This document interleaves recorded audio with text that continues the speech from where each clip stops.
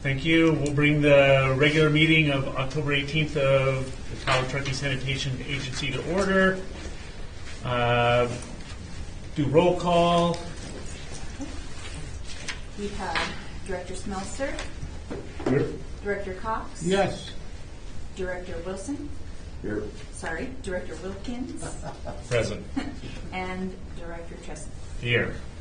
At this time, if everybody would rise, and we'll do the Pledge of Allegiance. Ready, begin. I pledge allegiance to the flag of the United States of America and to the republic for which it stands, one nation, under God, indivisible, with liberty and justice for all.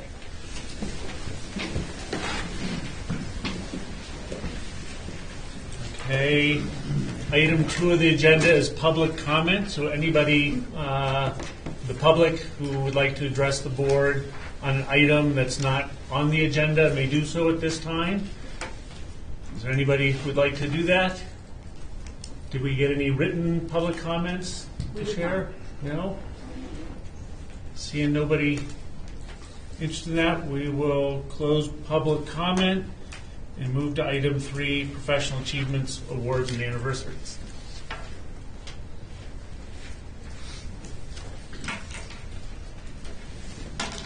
Good morning, President Tresan and Directors. Vicki DeFrano, Human Resources Administrator.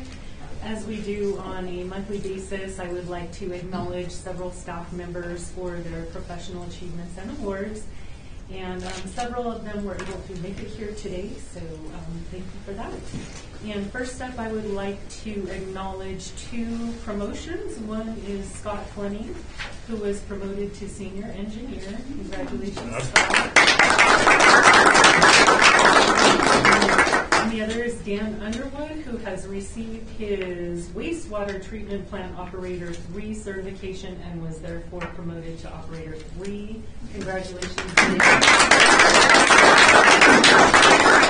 Just a quick message about Dan. Dan has been here a short time, and he started as an OIT and has already worked his way up through 1, 2, and Operator 3. So again, congratulations. And then we have our third quarter safety awards, or safety suggestion awards, and several individuals are here. I won't read each of the awards, but I just want to acknowledge Jeff Navarrete from the maintenance office. Dean is not here, and Chewy is not here, but Michael Ramos and Trevor Shamblin for their safety awards. So good job, guys. Congratulations. Thank you, Vicki, and on behalf of the board, congratulations to Scott and Dan. Nice work, and appreciation to all the staff who make recommendations for safety here at TTSA as well. Good job. And I would like to say my long background of being in the corporate world, what you guys are accomplishing here from a safety perspective is extremely rare. I know Mike Smith is the safety officer, so I think we should give him a little bit of a shout out as well. But the 5 ideas that you gentlemen came up with when I was reading through the board packet, very well thought out, and I think it makes the environment here even more safe. So great job, and thank you very much.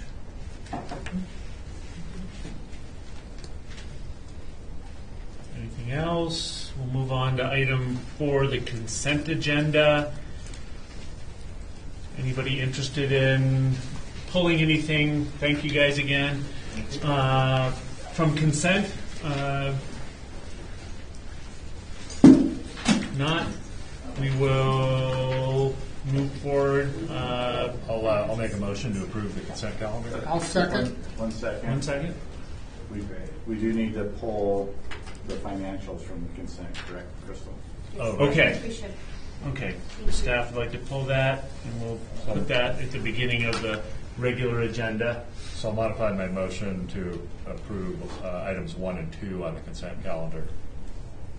Second. Moved by Wilkins, seconded by Cox. Any additional comments? Okay, all in favor? Aye. Aye. Motion approved. Motion approved. Move on to the regular agenda, and we'll start with the financial statements. Are you prepared for that? Crystal, great.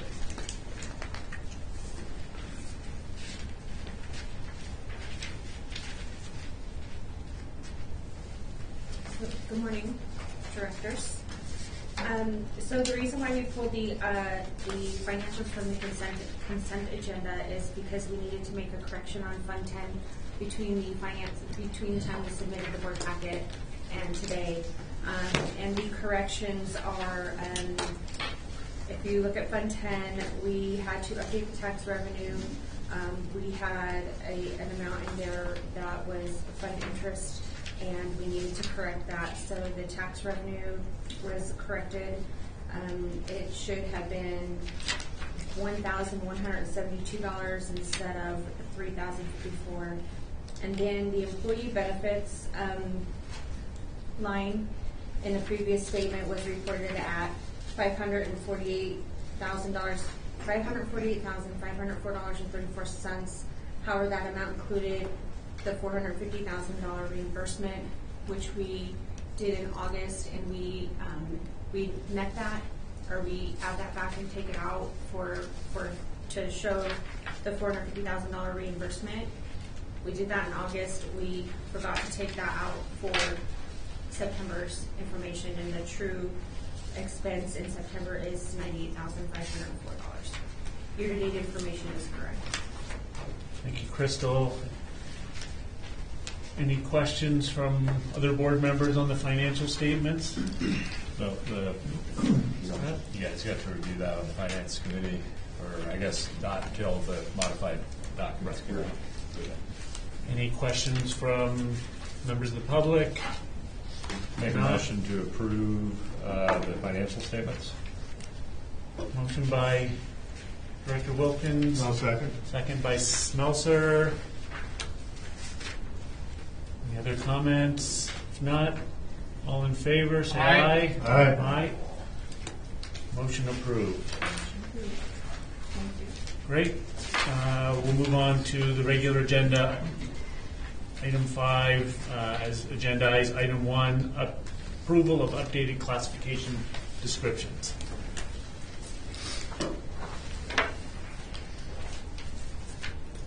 Good morning again.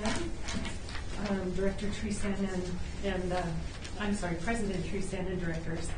So again, as we do this on a regular basis, we want to keep our classification descriptions up to date, and we have identified 2 that needed a little bit of amending. One of them was the information technology specialist. We have added language to include obtaining a confined space certificate within 6 months of appointment. There are 2 individuals that are in this position now, and they will be granted the same amount of time to obtain that certification. And the reason for this change is that we have identified a couple of upcoming projects that will require confined space entry in order to complete the work. And I believe, Richard, correct me if I'm wrong, but it was something about a vault out in the leach field? Yes. Is that correct? Okay. That there would need to be a confined space entry. And then also the operator, which is the OIT 123 series, we've added language to define the amount of time expected to achieve the grade 3 certification. And again, for anyone that is in this classification currently, they'll be granted that same amount of time.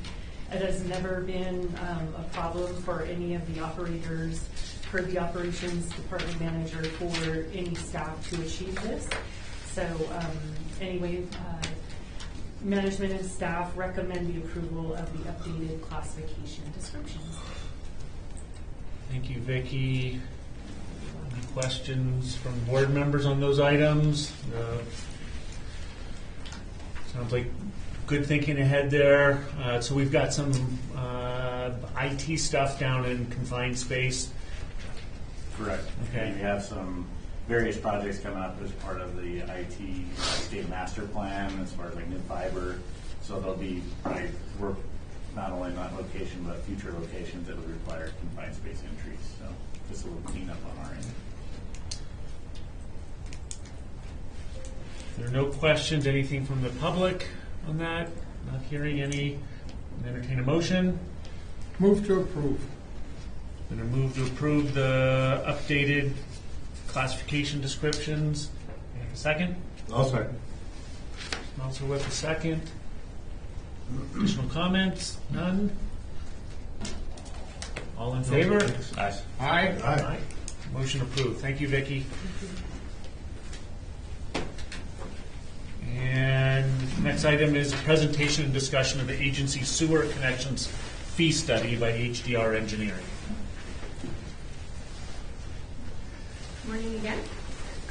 So we are bringing to you guys today the Sean Korn from HDR Engineering for the presentation of the connection fee study. We are not looking for a motion or any action today. Just we are bringing this back for a presentation to the full board. It's been through the finance committee a couple of times, and I will turn it over to Sean to give the presentation. Thank you, Crystal. Good morning, directors. Good to be with you all again. So as Crystal mentioned, we've been working on this since we met with you last and brought this forward to the full board. We've been working internally. We've been working with the finance committee. Excuse me. I haven't talked enough this morning, obviously. And so as we go through this, I want to give you an idea of some of the updates that we've made, some of the changes that we've made as we've gone through the process, and then ultimately show you what the bottom line looks like. So as we go through this, we'll talk about primarily the changes. Some of the things we've done is we've revised our methodology slightly since the full board has seen this. Working with the finance committee, we've also updated this to current dollars. So we were with you all many months ago, and so times have changed. So as an example, we've updated our reserves to the June 30 reserve amount, and then those reserves are backed out of the fee. So those are Fund $2 that are available to pay for future capital. So we don't want to double count, so we back those out of that calculation. So we've updated that component. We've also updated our construction in progress, or work in progress. So when we started this, we had through 21, we now have through 22, so those projects are included in there. And then we also updated our assets to the most current ENR CCI, so Engineering News Record Construction Cost Index for August based on the 20 city average as part of that analysis. So as Crystal mentioned, really what we're looking for is just to give you an update, gain some feedback and input. Really the next steps are taking this forward through a public process, and we'll talk about that a little bit at the end. So on the next slide, we start off with our typical approach to the fees. There we go. So remember, a connection fee is a one-time charge required of all new customers or existing customers requesting additional capacity on the system. So, you know, the example I always give is we've got a bookstore and it turns into a restaurant, right? There's probably some different capacity requirements that go along with that. So there would be an added component to that. Or it's a brand new home or business being built and connecting to the system. The calculation of the fee is based on the value of the existing level of service plus any new future infrastructure that's necessary to serve those customers. So by charging new customers their proportional share of the cost, then it balances that with existing customers who have been paying for the existing system infrastructure over time. Now, this is based on California legal requirements. It's found in the Mitigation Fee Act, and in the code it's Section 66,000, and three really relevant ones are 66,013, 16, and 22. And it really comes down to that reasonable relationship. So the payer is paying their proportional share of the cost of infrastructure to provide them service. Now, we follow the Mitigation Fee Act, but it's based on our generally accepted methodologies. We have different manuals out there that we look at, and these two are kind of our general manuals that we have. What these manuals lay out, and meeting the Mitigation Fee Act on the next slide, is our overall approach. So as I mentioned, when we think about a customer connecting to the system, it's based on available capacity in the existing system, plus that future additional infrastructure that's necessary to provide service to that customer. That existing system infrastructure is divided by total, what we equate as EDUs, equivalent dwelling units. That's our unit of measurement for a sewer connection fee. That's both all the way out to our build out. So what can we serve as an agency for sewer capacity? We add to that our future infrastructure improvements divided by the future number of EDUs or connections coming on the system is an easy way to think about that. That gives us our maximum calculated connection fee. Now, as we go through this, what you're going to see is we need to come back and value that existing infrastructure at a specific level. So we bring that existing infrastructure up to today's dollars. That reflects the carrying cost of what existing customers have been paying for to provide that available capacity. We also back out different components, again, so we don't double count. One of those, in addition to our reserves for Fund 2, we also back out available debt or outstanding debt. So if we have debt on the books that is paying for these projects, we don't want to double count that on the existing system side. We also back out anything that's been contributed by developers or donated to you all as an agency so that we don't recover costs associated with something that you and your customers have not paid for. And then ultimately we're looking at capacity or the value. So we back out all the little things. We're not including, the pump that you may have out over here, that goes in the back of a pickup or the pickup itself. We're actually looking at the infrastructure that we're trying to capture as part of this. On the future side of the equation, it's that future infrastructure. So this is the Fund 2 capital needs that are necessary. So remember when we were talking about the rate study side of it, we had Fund 10 and Fund 6. And then when we look at Fund 2, those are the growth and expansion component. Those are necessary to serve new customers. So we base that on that current capital plan. Staff has gone through that several times since we started this process. We've made revisions and updates based on our current known information for project costs and time. And then we developed the analysis and calculated our EDUs, our equivalent dwelling units, based on the system capacity. So on the next slide, we have our total capacity here.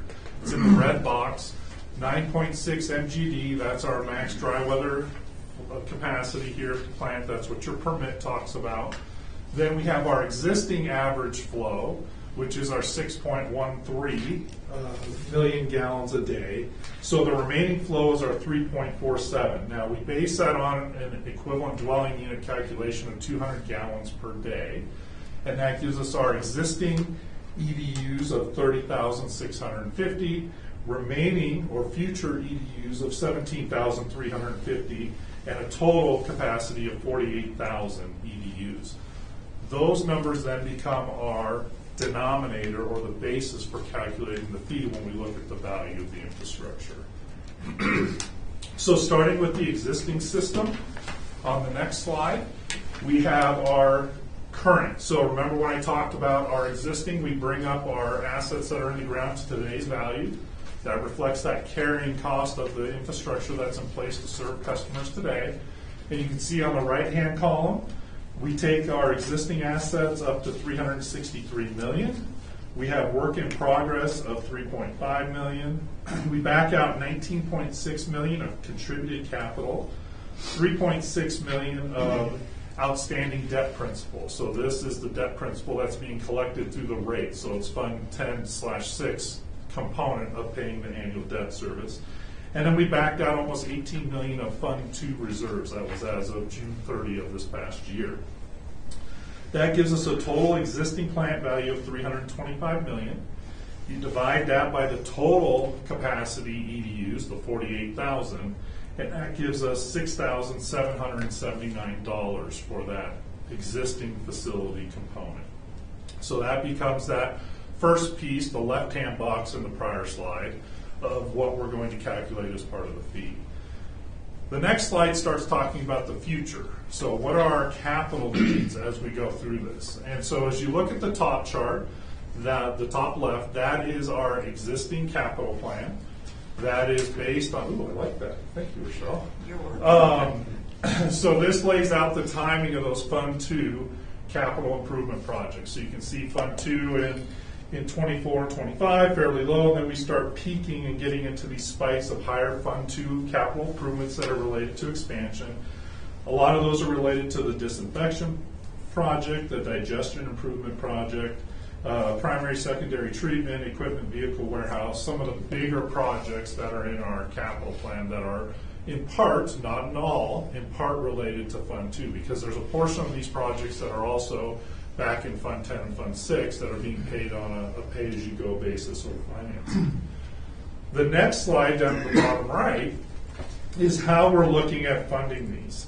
And so what we show here is our different borrowing, our different reserve funding. So the red bar is what we're paying for with existing reserves or revenue coming through Fund 2. So that's either dollars on hand, the $18 million we have in Fund 2, or it's our ongoing collection of sewer connection fees that come into Fund 2 and then we're going to use them. Now the challenge is we can't fund all of these projects with connection fees. So we've gone through, and I'll show you a slide here in a moment, to balance this out so we have sufficient funds to pay for all of our projects. So this is a change to, I think, the Finance Committee as well. Crystal and staff are working with a finance advisor to go through the borrowing process, how we're funding projects. So this was attempting to go back and tie to those assumptions that she's bringing forward or will be bringing forward here in the future as part of that. So this may be different than what you all have seen in the past. But what we do with these projects on the next slide is we take those totals and then we're going to divide through by the appropriate denominator. So what are the EDUs that we're going to be able to serve? So here on the top, I've split these into two categories, and I'll explain why. We have our future plant, which is all of this. We have our TRI and our WRP, so the interceptor, the plant that we're looking at. We have a total of $24 million of Fund 2 improvements that are necessary.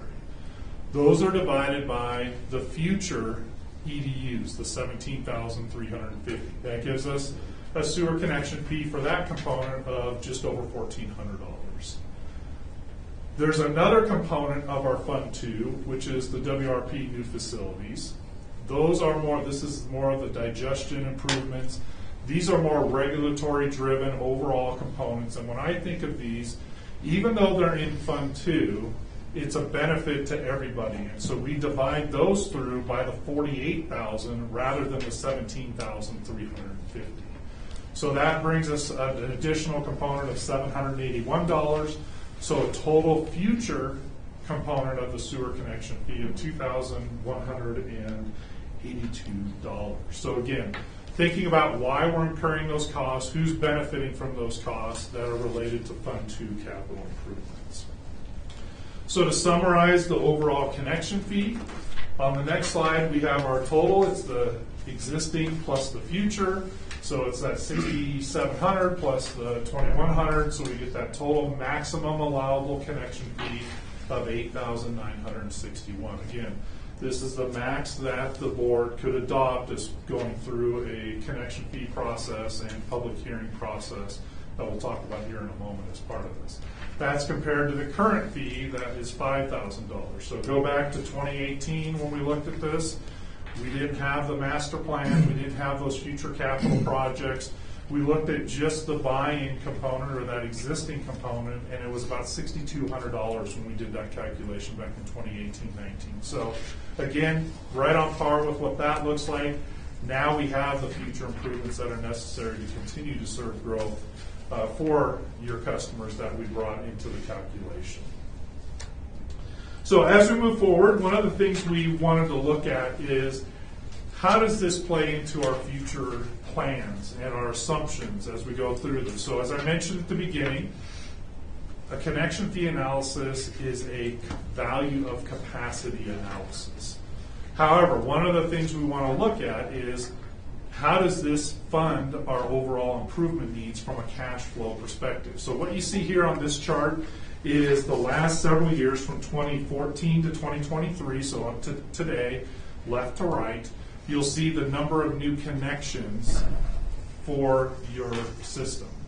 And that averages roughly right around 325 connections over time that we're looking at that you have added to the system. Again, it's not a perfectly linear equation, right? It depends on what's going on in the economy, in the local area, what are the housing demands, what are the business demands, et cetera. But it's been fairly consistent for the last 8-9 years overall as part of this. So when we started thinking about how do we look forward, what is, if we implement a connection fee at the $8,900 level, what revenue would that bring in?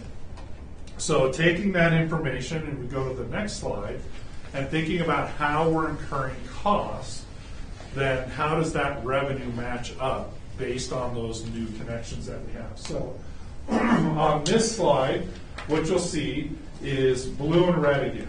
Now, the blue is the reserve funding amount in each year. This becomes an annual expense. This is not your capital needs. This is how you're using the money on an annual basis. So the blue is our capital funding. The red is the debt service that would need to be paid through Fund 2 from connection fees to support the debt that is being issued to fund the projects. So the curve looks similar to what our capital plan does, but it's ultimately, you see that red building up over time as that debt is transitioned in over time, and we're funding those projects over the long term. And then we fill in with the reserve use that we need. The green line is what the annual connection fee would be at the calculated, the $8,961, and our 350 connections per year runs about $3 million a year. So you can see we have some peaks and valleys in this, right, from a funding source perspective. And then the black line is our 350 connections at the current 5,000. So you can see that's down a little bit farther compared to where we are. So just under $2 million rather than just up over $3 million. So to put this in perspective, this is our expenses. On the next slide, we have our overall assumptions of what that cash flow looks like. So we've got a couple different lines here. So what we have on the top, I'll start with the blue line. That's our 350 connections and proposed connection fee with debt. So we're debt funding those capitals I laid out in those prior charts. So what you can see, where Rochelle's got the red, we kind of use reserves, we build up a little, and then we just slowly trail those down. And out 30 years, we're running, right around $5-6 million. So from a projection standpoint, we're coming in tight and right about where we should be, assuming the current maximum calculated fee and the assumed debt. The red line is our 350 connections and current connection fees. 350 connections with a current connection fee and with debt. So you can see this, we go kind of a similar curve, but as we get out to 2038, 2039, we go negative, right? That $5,000 from a cash flow perspective is not sufficient to fund our overall project needs in Fund 2. The green line is our 350 connections at the proposed, the 8,961, and without debt. Without debt. So you can see we make it till about 2039, and then we go negative. So if we're not debt funding those Fund 2 projects, we're going to have a dip of negative reserves. We have a funding gap there that we need to address as we get out there. And then the purple line is the current fee, $5,000, 350 connections per year. No debt. You can see in basically 8 years we go negative. So we drop off, we don't have sufficient revenue without any borrowing to meet our capital improvement needs over time. So just a graphic to kind of give you a feel again. The calculation of the fee is not a cash flow, but it's important to look at this for your perspective, from a management perspective, as you think of this over the long term. How are we going to be paying for those Fund 2 projects? So that's where we tried to bring this back to kind of this overall assumption as we went through this. So what does this look like from a connection fee standpoint when we go from our current to our projected? So here you can see this is our residential. Remember, our residential is based on a minimum plus a square footage component. So the left column is our overall component. So we have our per living unit, and then we have our per square footage charge. So you can see that minimum increases, that's set on a flat percent of our total. And then we have the remaining picked up per square foot. So in this case, our minimum would increase from $1,500 to $2,690, and our square footage charge would go from $1.75 to $3.14 per square foot. Again, coming back to that basis of that average home of 2,000 square feet. For our additions, greater than 500 square feet, same approach, it'd just be that square footage charge. And then for our accessory dwelling units, our ADUs, again, same kind of approach, our per living unit minimum plus our square footage charge if it's over 500 square feet. So if we're 500 square feet or less, we have that exemption for those units. So that's the residential side of the equation. The next slide has our non-residential, and actually our residential are in there towards the bottom, but this is the total fee, and really when you look at your non-residential, it comes back to the value of that EDU, so that in this case, the $8,961, but it's on a per seat, number of fixture units, etc. So that equivalent EDU ratio in that next column to the right, Rochelle, right there, perfect. That is based on what our overall contribution per seat, per fixture unit, those go back and are based on wastewater utility industry standards, EPA, WEF, they have these calculations, and again, these values that you all have are in line with what the industry standards are going out. So it's based on each of those number of seats for a restaurant, the inside or outside. It could be number of fixture units for other commercial industries, units, etc. But that all is based on our maximum fee of $8,961. So on the next slide, there's a little bit more that goes along with this. We have our plumbing fixture units on the left. We've got our multiple use credit on the right.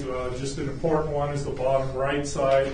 That's our industrial charge. So if you have a large industrial customer come in, they have high flows or they have high strength either on the BOD or TSS side.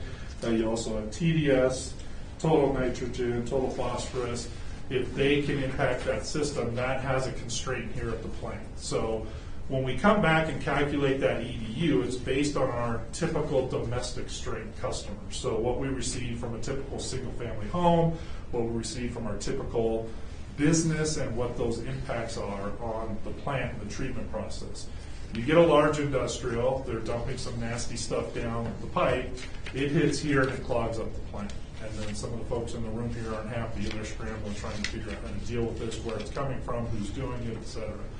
This provides a method to recover those capital infrastructure costs for those customers that are contributing to the system at a higher strength level than what your typical EDU or equivalent dwelling unit is today. So just an important side note there. It's kind of that measure to protect you all as you think of what those new customers may be. And then on the last slide, really this is that next process where we're going, is really kind of gain feedback from the full board. We've had some really good discussions with the finance committee over the last couple months, really on overall approach, the updates we've made to the calculation, the calculated level, proposed fee level. So again, as I mentioned, this is the maximum fee that we calculated that could be implemented by the board as you move forward. Based on any of those comments, direction, feedback, we finalized the technical analysis, which is really there. Finalized that written report, which I have written, just waiting to put the final, dot the I's, cross the T's with the final numbers. And then we present those final recommendations to the board. Right now, we're thinking that's in January of 2024.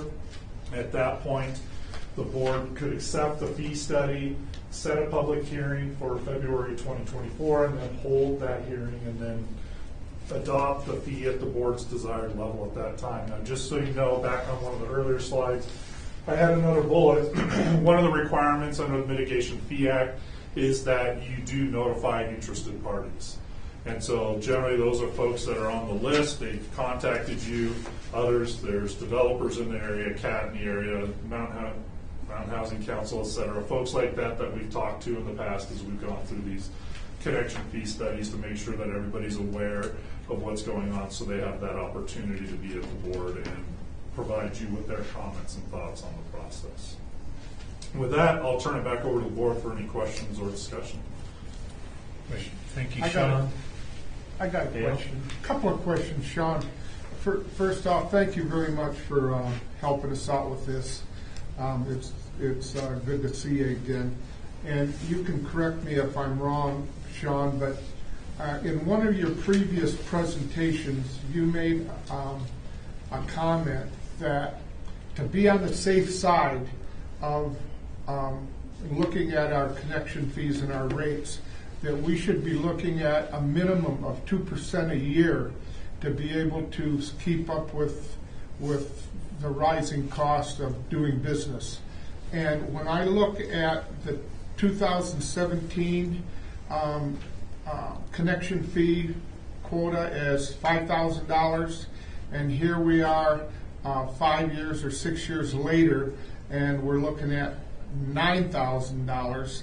That to me looks like approximately 85 to 90% increase over 6 years or 7 years.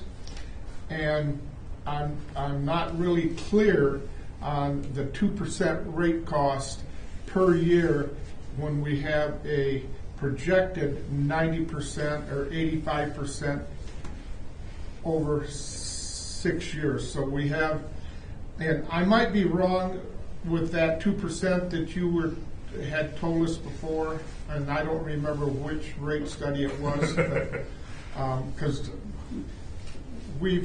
I've listened to your presentations a number of times, but that percentage stuck in my mind. That was the first question.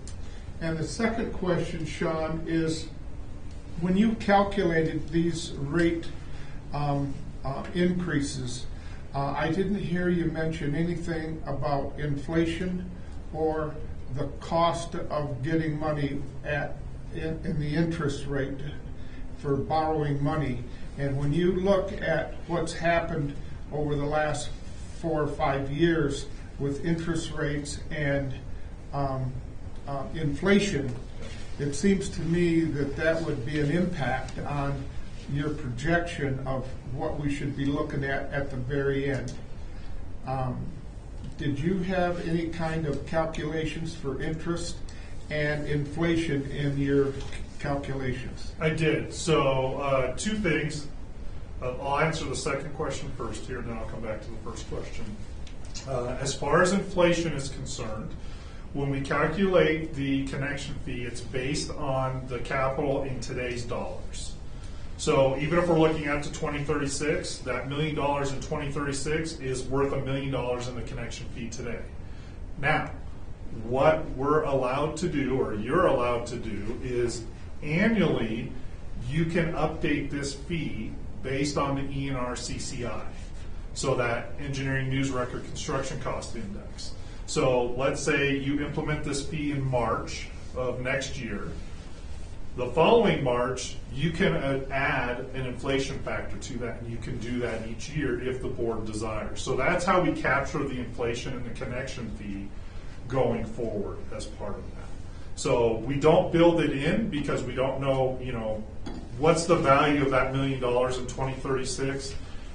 I think if any one of us could tell us that, we'd be on a beach somewhere enjoying our free time, right? So that's where we base it on today's dollars, and you update it with an inflationary factor each year, if desired. And this is not a set it and forget it, because the capital plan changes over time, priorities change, something goes bump here at the plant, out in the interceptors, you need to respond, and your capital plan changes. So this is something that should be updated. I usually say every 3 to 5 years, or major changes in your capital. You can go a little bit longer than that, but you don't want to inflate this for a long period of time because you can get out of whack without coming back and recalculating it. So that's how we include inflation in the connection fee. It's an annual update based on the actual inflation at that time. On the debt cost, Rochelle, if you go back to slide 12, please. It's that one, thank you.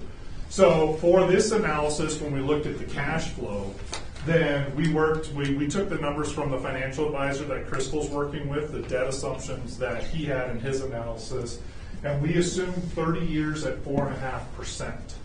And so that was the debt cost that he was looking at the current time for doing the long-term projections in that financing model for you all as part of that process. Now, that's going to change over time, right? We may be at 4.5 today, it may be at 6 in another year, it may be at 3 in another year. That'll true itself up over time. And that's why, again, it's important to update this fee, because remember I talked about backing out available reserves, that 18 million that we have today. If our debt is less and we're recovering more connection fee dollars and those go in reserves, we want to make sure we back those out, right? If the next time we update the fee. If there's now 25 million in the bank, we don't want to double count that. We want to make sure we do give that credit to those capital projects going forward. Does that answer that second question? Yes. Now, as far as your recommendation, Sean, from 2017 to 2023 is roughly 6 years. And you mentioned 3 to 5 years we should be looking at this. Do you feel that we might have surpassed our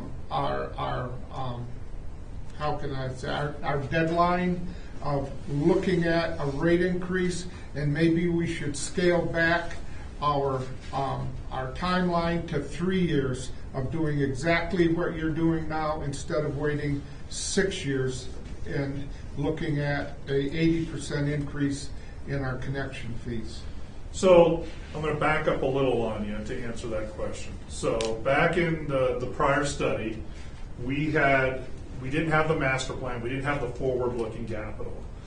When we came back at that time, the board said, you know what, I had calculated about $6,000 for that update, so it'd be about a $1,000 increase.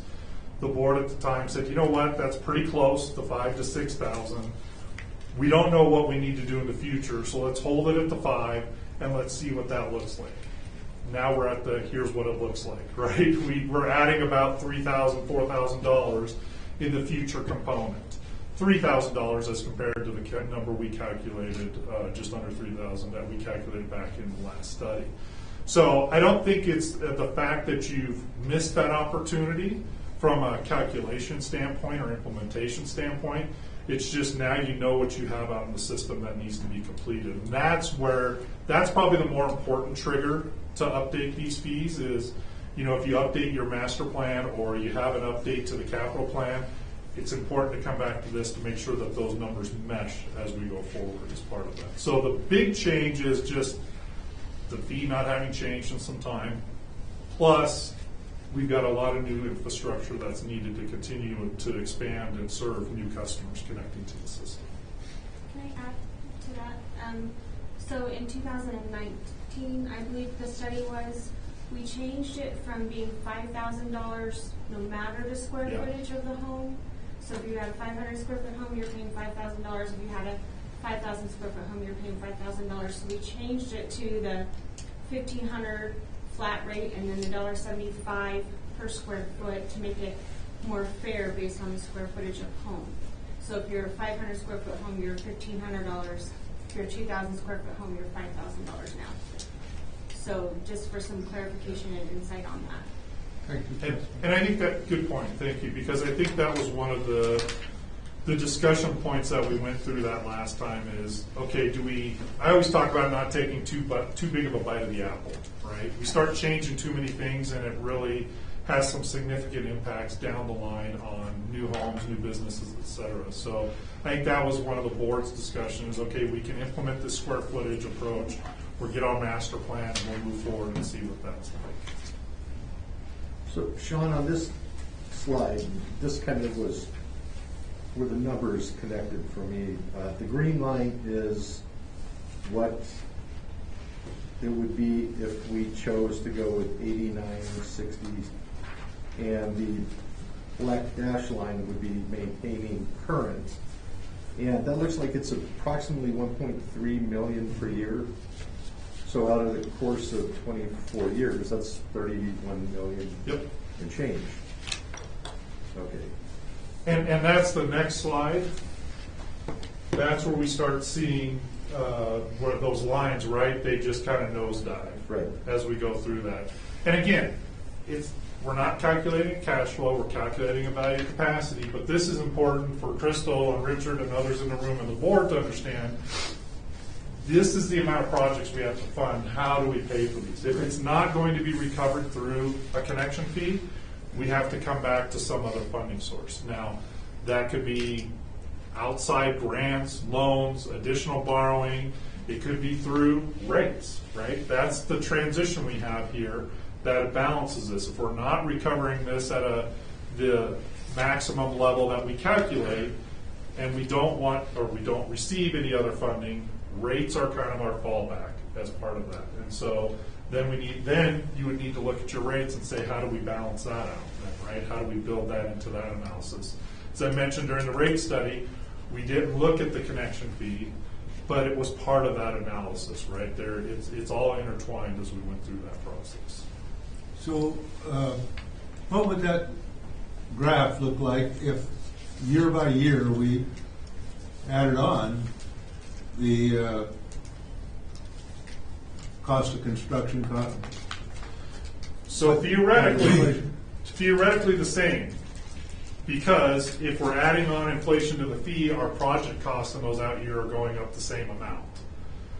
It's not going to be exact. That's a great question. It's not going to be exact, but the reason we're raising the fee is because those projects in the next year are costing us more than what we have in the calculation today. It won't be an exact one-to-one. That's why, again, it's important to look at this every so often so you can rebalance that out. But that annual inflation is meant to account for the fact that we built into the analysis the $1 million in 2036 is worth only $1 million today, when we know, in 13 years that's going to be a much higher than $1 million just from general inflation.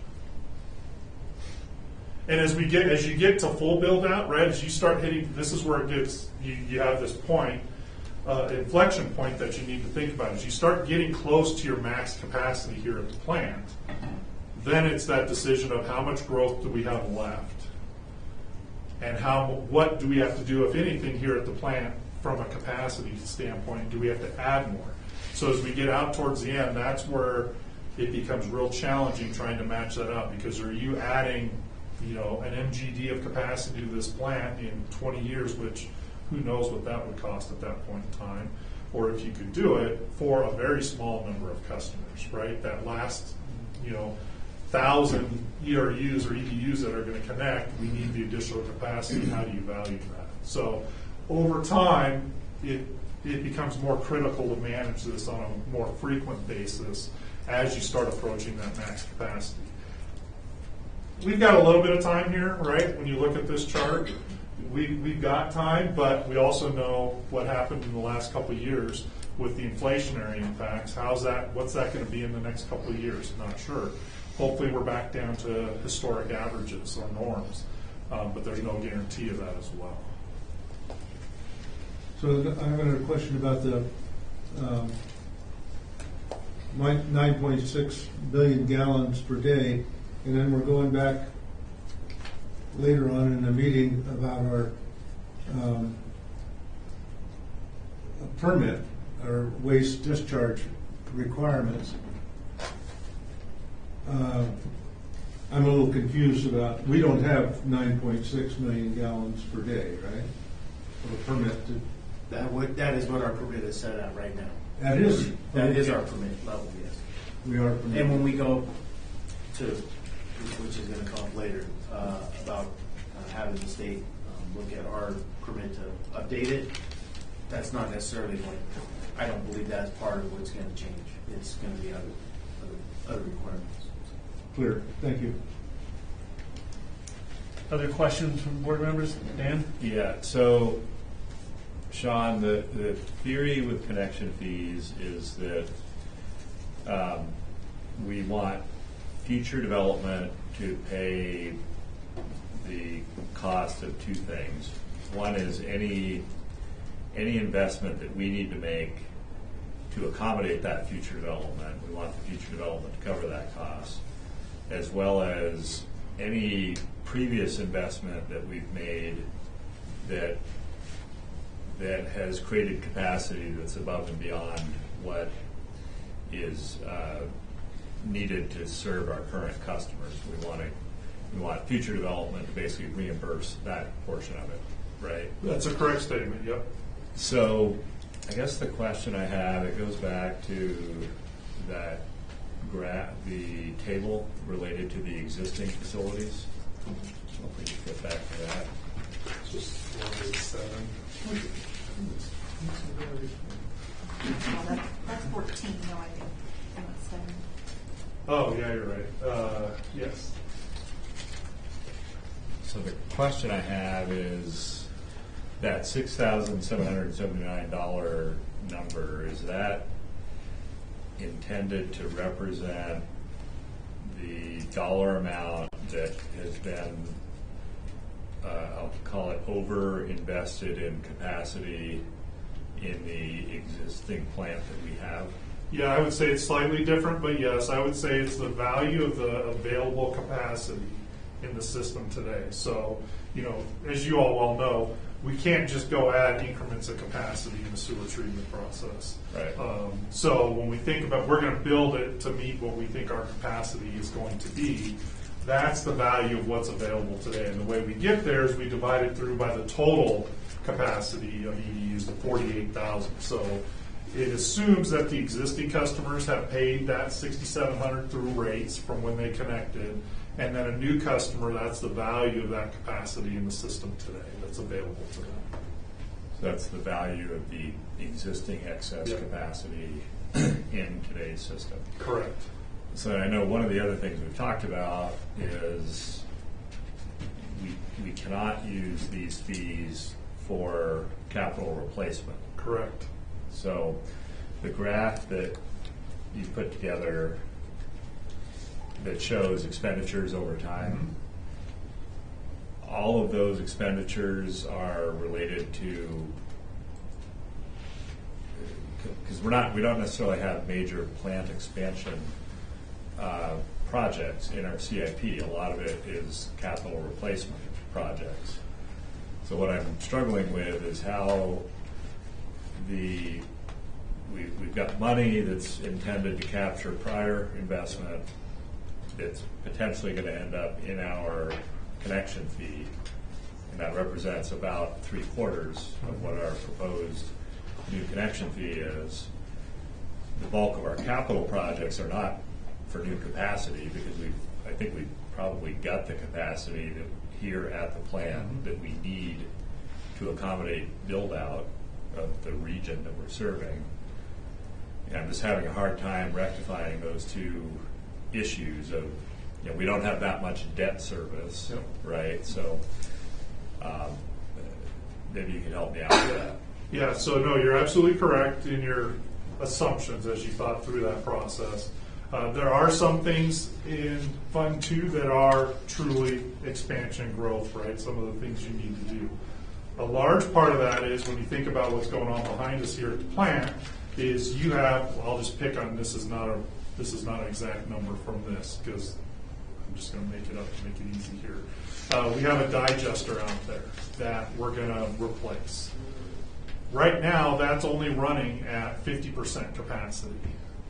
So the 50% that's available shows up in this chart here as a cost that we need to recover for that replacement of that. Because that existing capacity is there for those customers.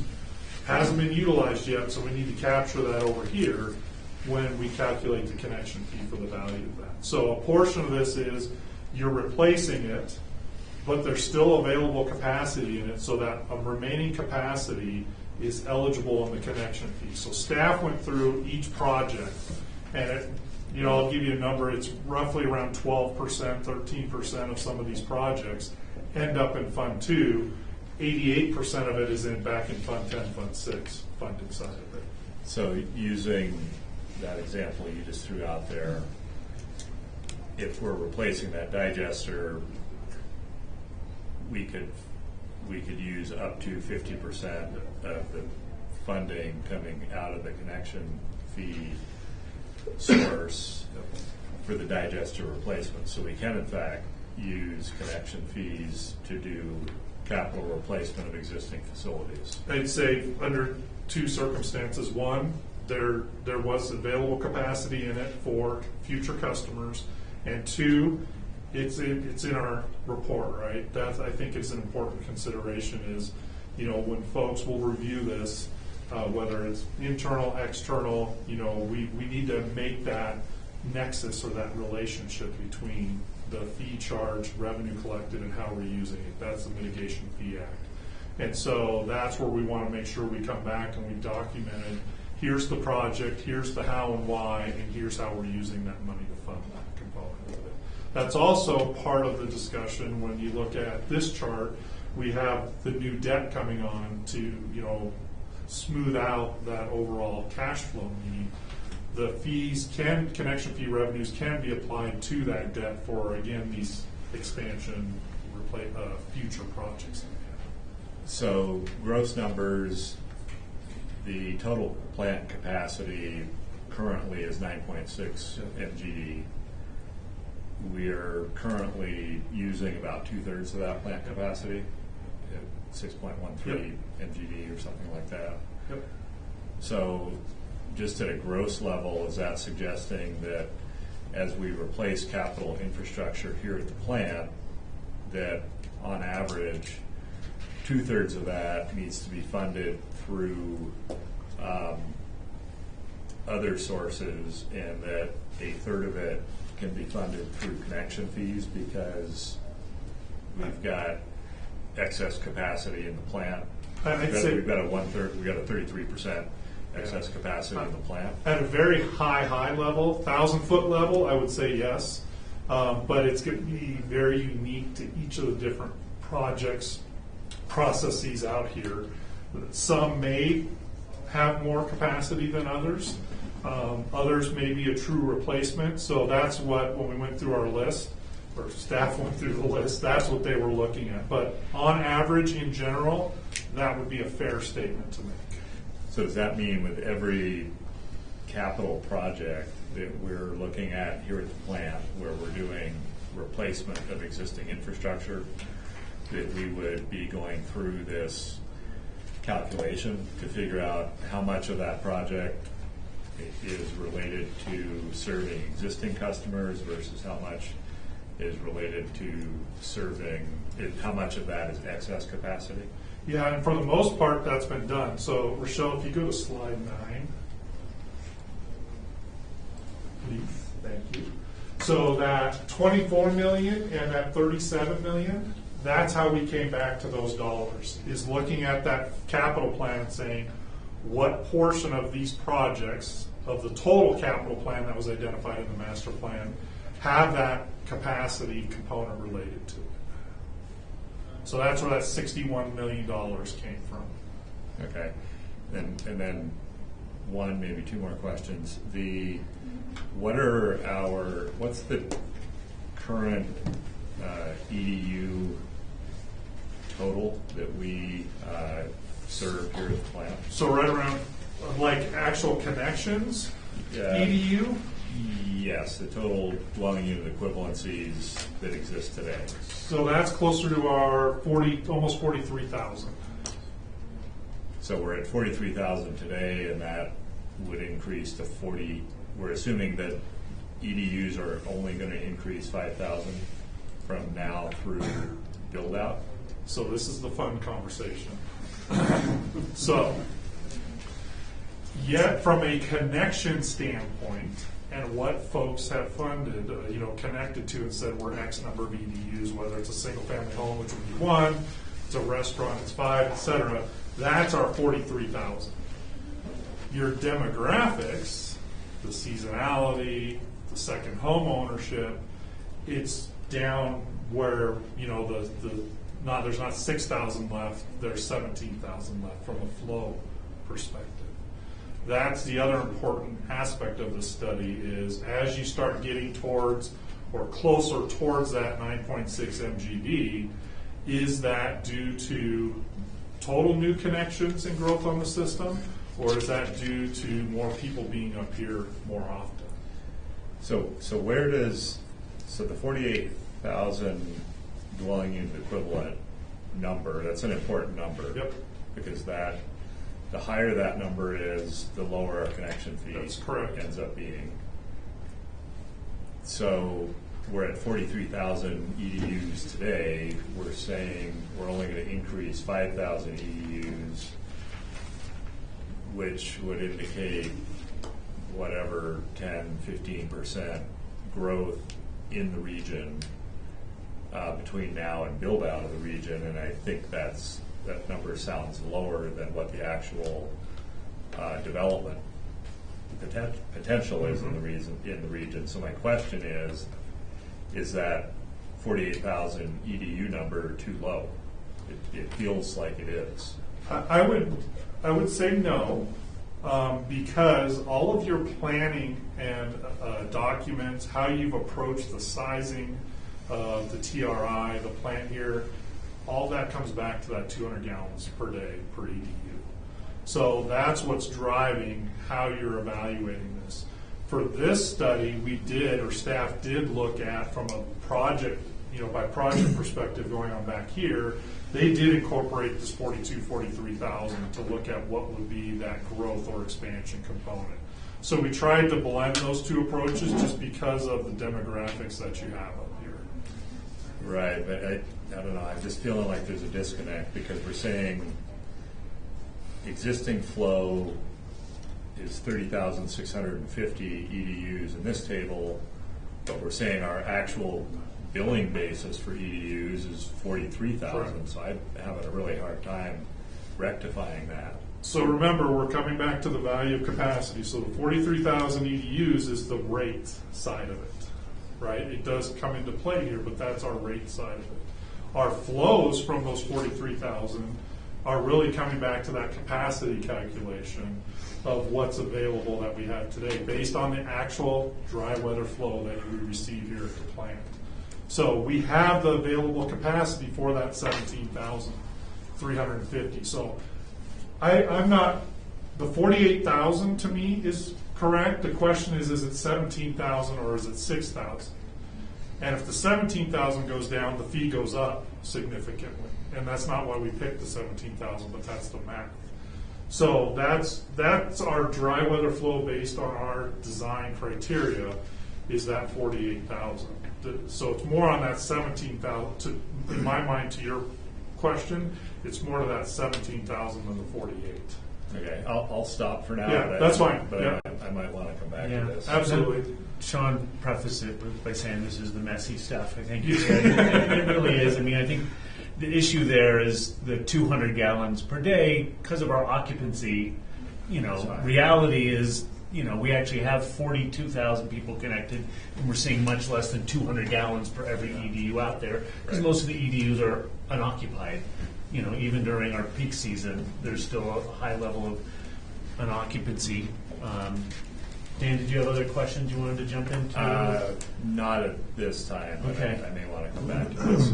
Some of that projection is if that flow changes, if the occupancy changes, then we're wrong. Yeah, I mean, we got historical stuff is what we can base That's it all we on. can go by. You know, But I'm these just are saying, there is that component. so. We retain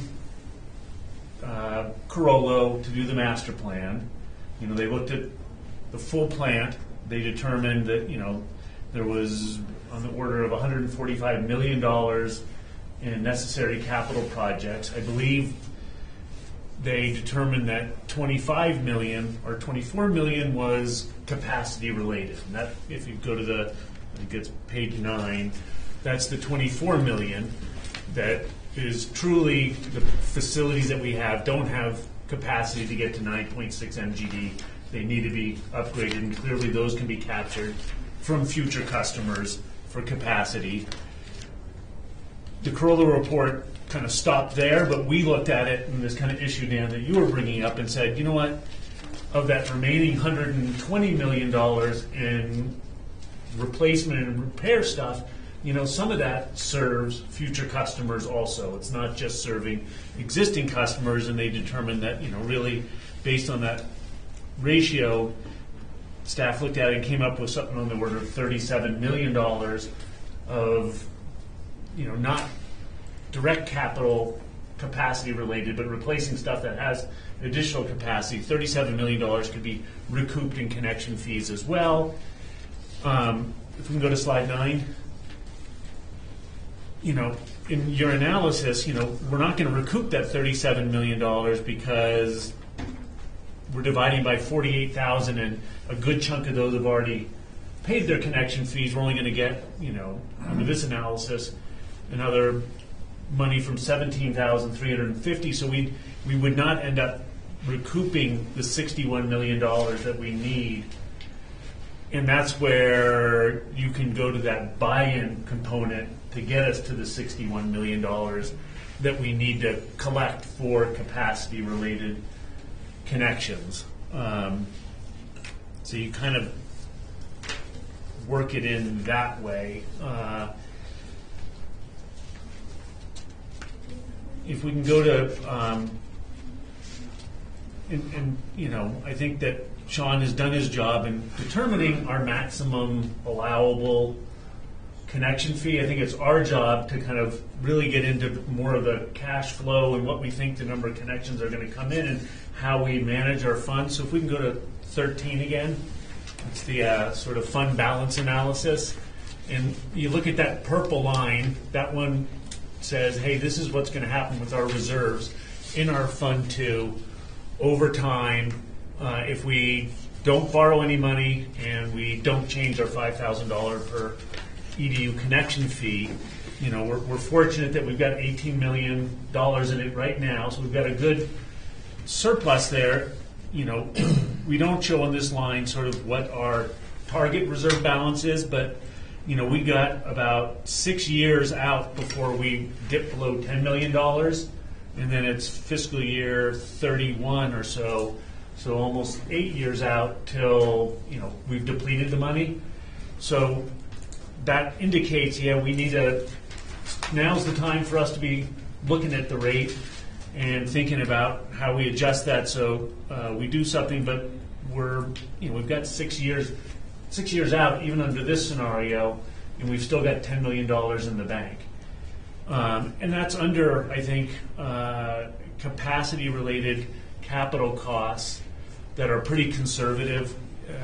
One of Sean's slides, if you look at all those bars over the next 25 years, it comes to that $61 million.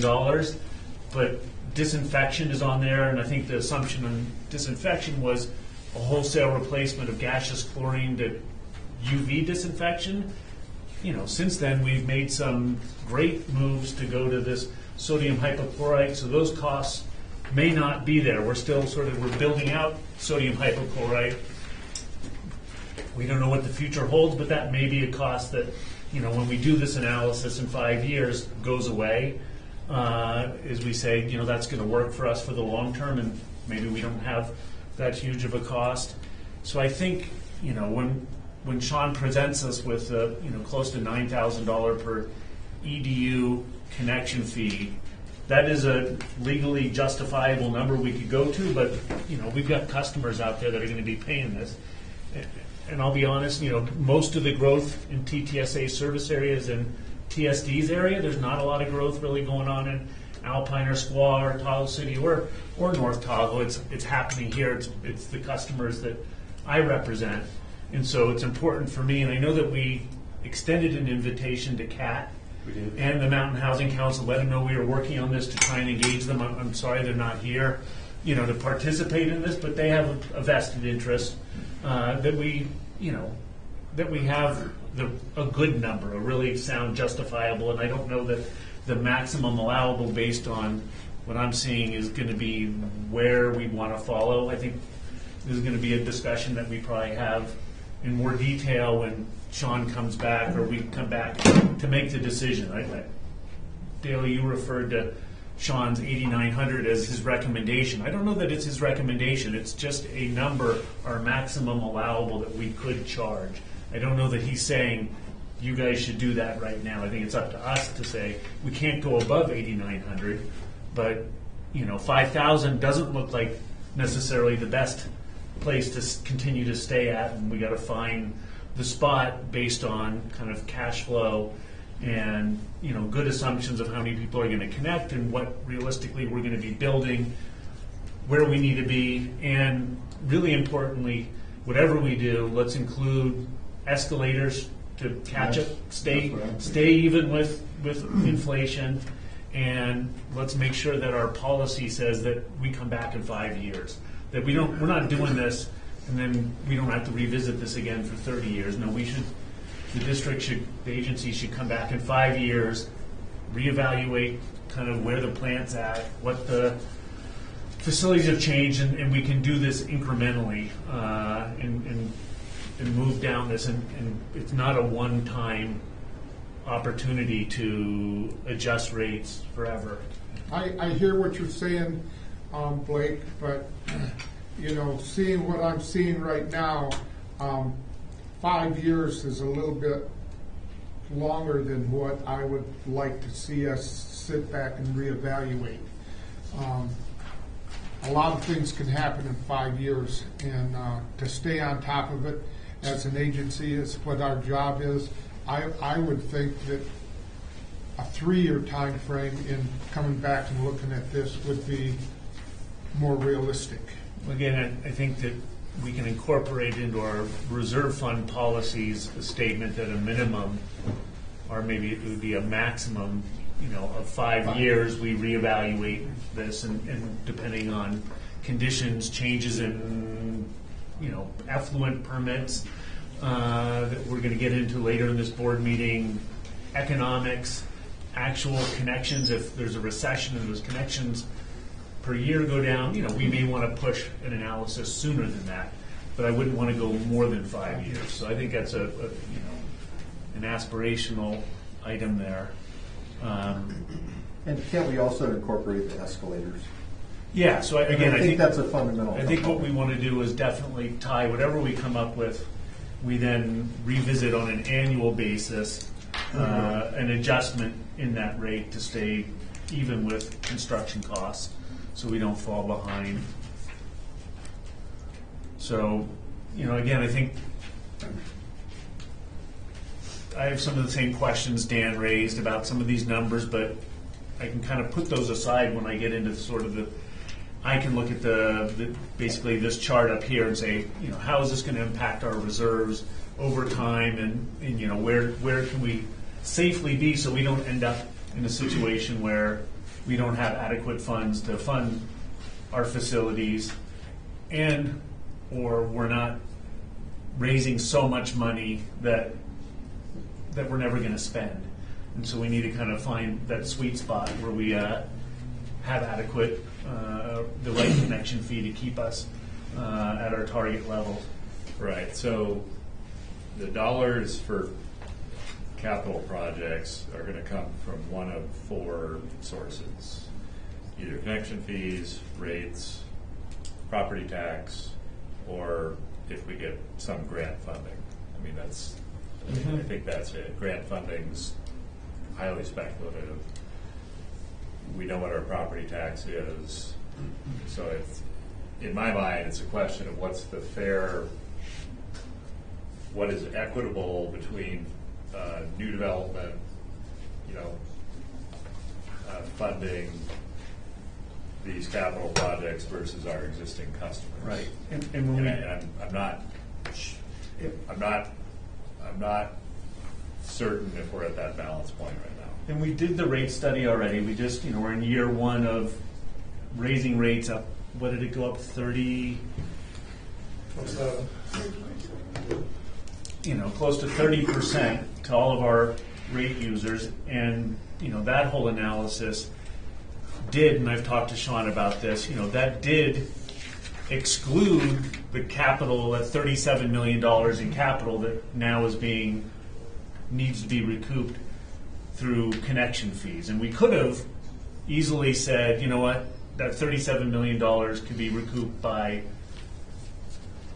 our agency through rates. But we had user fees. Or through user fees, right? Yeah. But you know, I think we looked at I think whether it was conscious or unconscious, you know, we looked at the reserves that we have for capital, and the amount we were already raising rates for our existing customers, and said, we have, I think there's some discretionary points here. We're going to push some of those costs on to future connections as opposed to existing ratepayers. Finding that balance, I think there is some discretion in that, when you rebuild and do a rehab on an existing project, that could be completely rate recouped, or you could charge a portion of that to future customers and collect that on connection fees, and that $37 million was carved out of the $120 million that we didn't include in the rates. And we could have kept it in rates, but then, our rather high rate increase that we were doing would have been even higher, and I don't know what issues that would have raised. And so I'm actually relatively comfortable with the decision we made, but it then puts a burden on these connection fees that we're looking at. And we could decide to go back, and not collect them in connection fees and say these should be collected through rates. Yeah, I'm still struggling with some of these. The actual flow per dwelling unit equivalent is around 144 gallons a day, but we're assuming 200 for purposes of the study. So there's a question in my mind of why don't we just assume what we're observing, right, in terms of predicting the future. And so that's one thing that is raising questions in my mind. Another thing is that nowhere in here are we looking at what's the, for Placer County, what's the development potential in eastern Placer County within our service area, per their land use plan, right? So when, they have numbers that say there's this many houses in our current political jurisdiction, there's this many more houses we expect are going to be built, there's this much commercial square footage, we expect there's going to be this much more. So this study we're doing doesn't look at any of that. It's just looking at existing plant capacity and future plant capacity, and so our growth assumption is that we're going to grow to our ultimate plant capacity. We might, if we were to look at what's the development potential in Truckee, Kings Beach, Tahoe City, Olympic Valley, Alpine, we might find out that the development potential there is either greater or less than what we are assuming here. So that's the other thing I'm struggling with in terms of our methodology. So on that question, that comes into play on the capital side, right?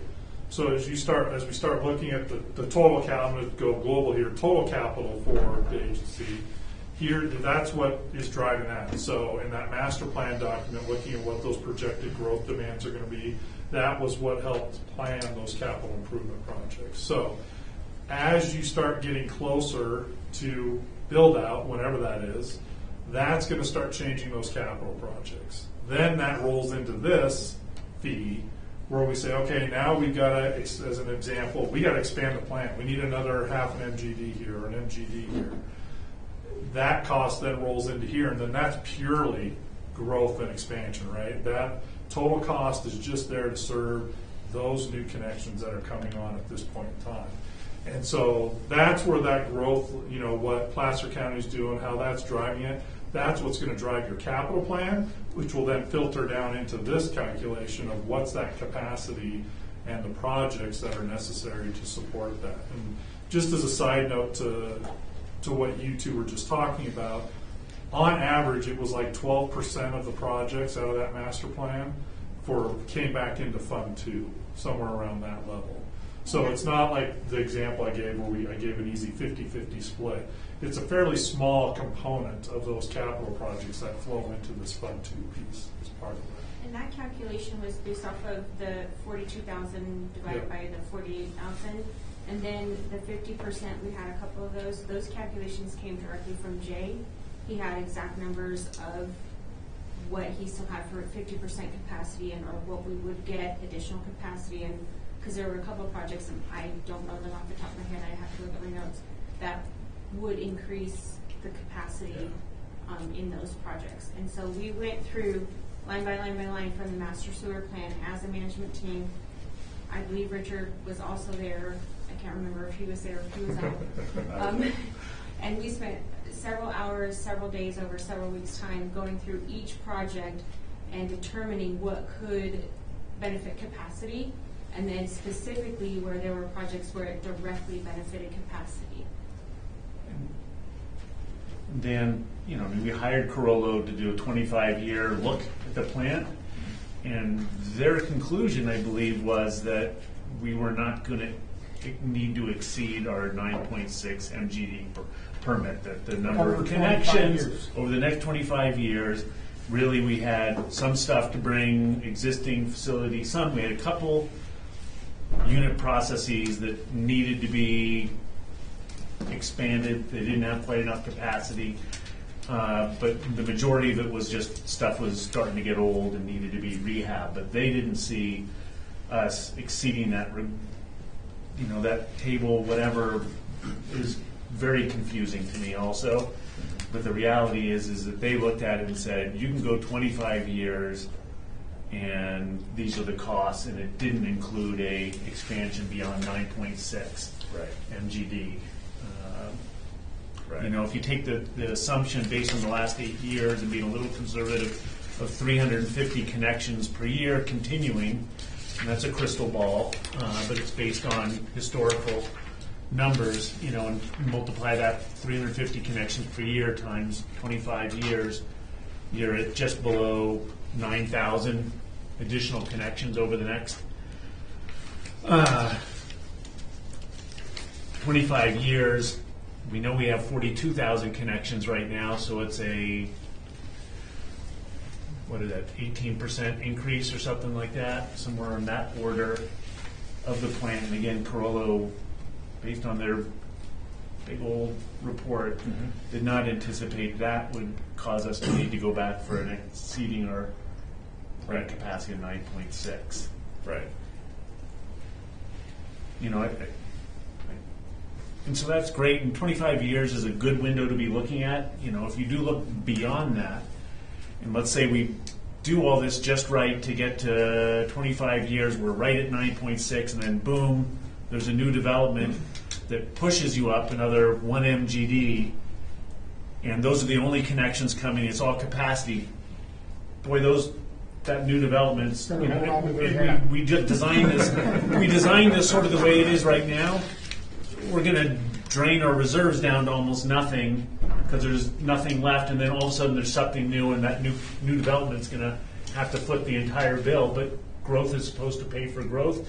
Are the existing customers supposed to be putting money aside so that that new development that they build down at Boca or who knows where that we're not anticipating currently, you know, doesn't have to pay their full share? Probably not also, you know. So, but again, if we look at this every 5 years, we should see these trends and changes and sort of see the pattern where we're headed and make sure we've got adequate reserves in our bank. I don't want to stockpile hundreds of millions of dollars. I don't want us to go, you know, into debt either. We got to find that sweet spot where we're keeping the right amount of reserves to fund the projects that we see coming. And again, keeping where we're at now, if you look at 5 years, we're still good. It's 6 through 10 that aren't good, and you don't want to wait till another 5 years, and we're in that period where we're really depleting, and so it is a good time for us to be looking at this. Yeah, I don't disagree. I'm just not feeling comfortable that our numbers right at the moment, just because of and it may be that I just need to look at it closer. Yeah, and again, I think there's going to be some discretion on our part.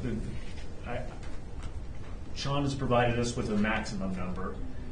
We've got our existing one. I think the number is, you know, going to be somewhere where we think it's right. Agreed. You know. Right. I think the number should be based on a mathematical basis, right? As opposed to, well, it could be this much, but we'll just set it a little lower for policy reasons.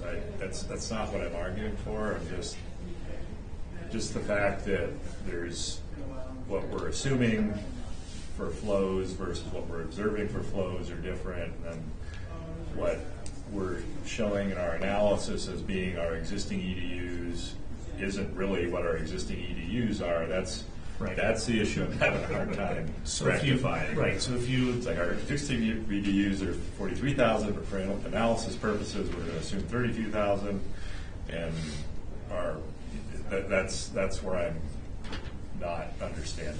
And I'm not going to get there in this meeting, and I don't want to belabor this meeting. One of with those that issue.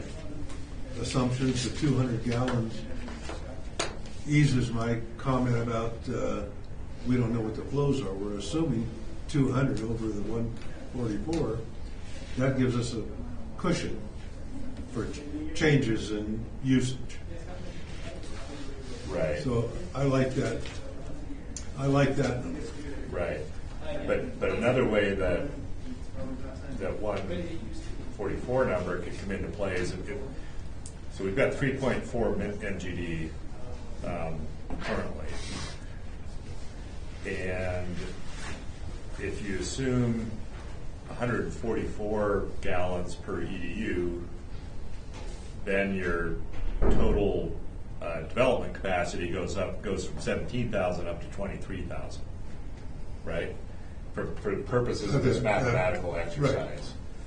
Which then, if you use that as the amount of development that the capital demand is being spread across, your fee comes down, right? So there's some theoretical stuff going in here, and in one area we're saying, I just feel like we're making assumptions that are pushing the fee up, and I'm not feeling like, I feel like in one area we're making assumptions that are different than in another area, and the net result is we're increasing the fee as compared to if we held kind of the same assumptions across the board, then the fee is going to be different. And so But he's saying that this is a maximum at 8,900, not that fees we're going to charge. So I think That's our decision. yes, Let me jump in. So, Dan, I understand your concerns. I would like to. I think we need to move on the connection fee at some point. Mm-hmm. The finance committee meeting has been meeting with Sean at finance committee meetings. I don't know that we can. I think you need to advocate or be involved in this somehow. I'm trying to figure out how we get to the next stage and perhaps give you a higher level of comfort in potentially taking action.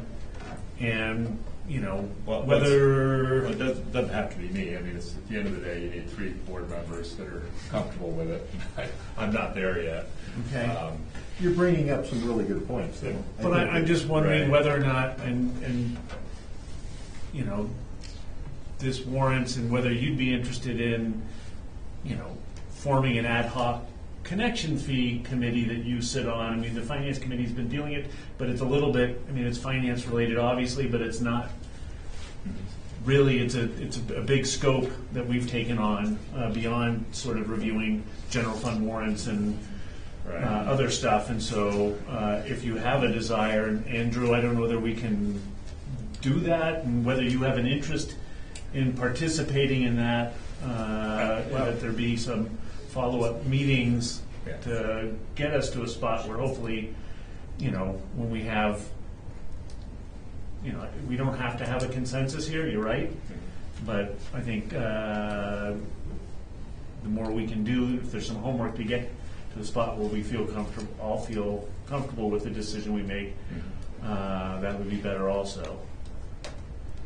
And Sean just proposed we meet with Dan, or he meets with Dan to review that.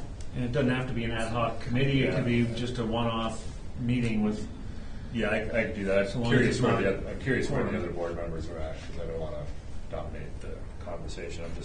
I'm not there yet with the numbers because of this mix of actual versus theoretical that doesn't tie back to Yeah, I our would- land use plans. It feels I would like to see you explore that further. I have tried it, and I ran into some issues that I couldn't resolve quite with Jay Parker when he was here, and Sean. And at the end, I sort of backed out my own way of dealing with this. That kind of puts that aside. But I do find that table problematic. Saying that we have 17,000 folks that we can divide this by, when in reality we know we have 42,000 existing customers, and if we're saying we only can take 48,000, we can't really even take the 17,000. It seems like we're creating some... Right, and I was looking at this a little differently, and so this table, if you use existing flow per EDU, this number instead of 17,000 would be like 23,000. And then where's the other table where we do the roll-up calculation on our... It's a couple slides down. Yeah, if you could flip to that. So 9.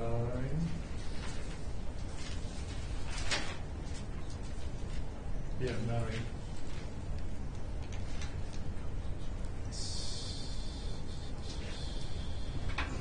See, the 17's right in the middle there. It's what's dividing the 24 million is being divided by. Right. So if that number were now 23,000, then the cost Is 1,000. at the bottom number goes down. Yep. Right. And then also in that existing plant calculation, if we're using the 43,000 plus the 26,000, which is like 66,000, which would represent kind of build out per that consistent with current use trends, then that existing number goes down. So that's where I'm having a problem here, because we're using existing data in some areas and theoretical data in other areas, and the net result is a higher number than if we just use existing data consistently or theoretical data consistently. Yeah, and the existing data, the 43,000 was just there to show here's how many connections we receive each year. Mm-hmm. The 200 gallons per day is actually based on your planning documents, what you all use to do that, and that's what I need to tie to. So that's where, like I said, this is you asked a messy question, and I understand.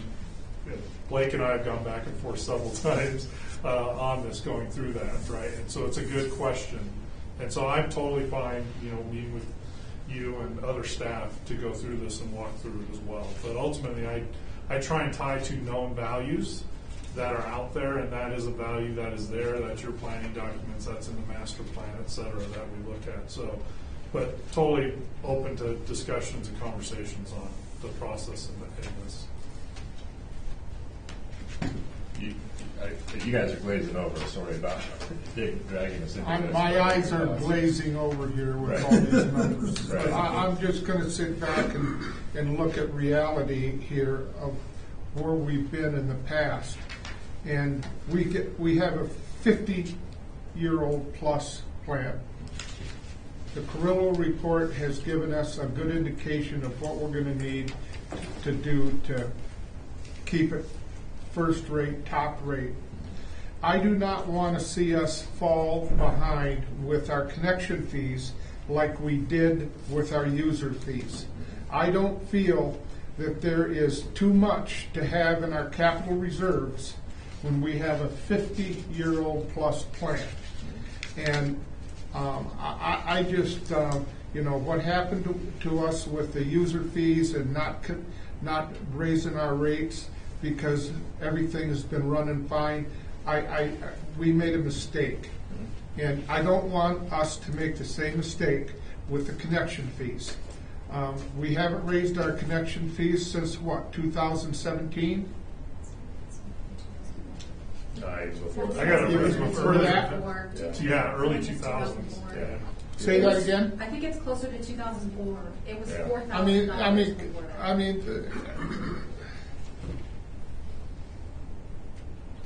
if we fall behind the 8 ball on these connection fees, like I say, our plant's 50 plus years old.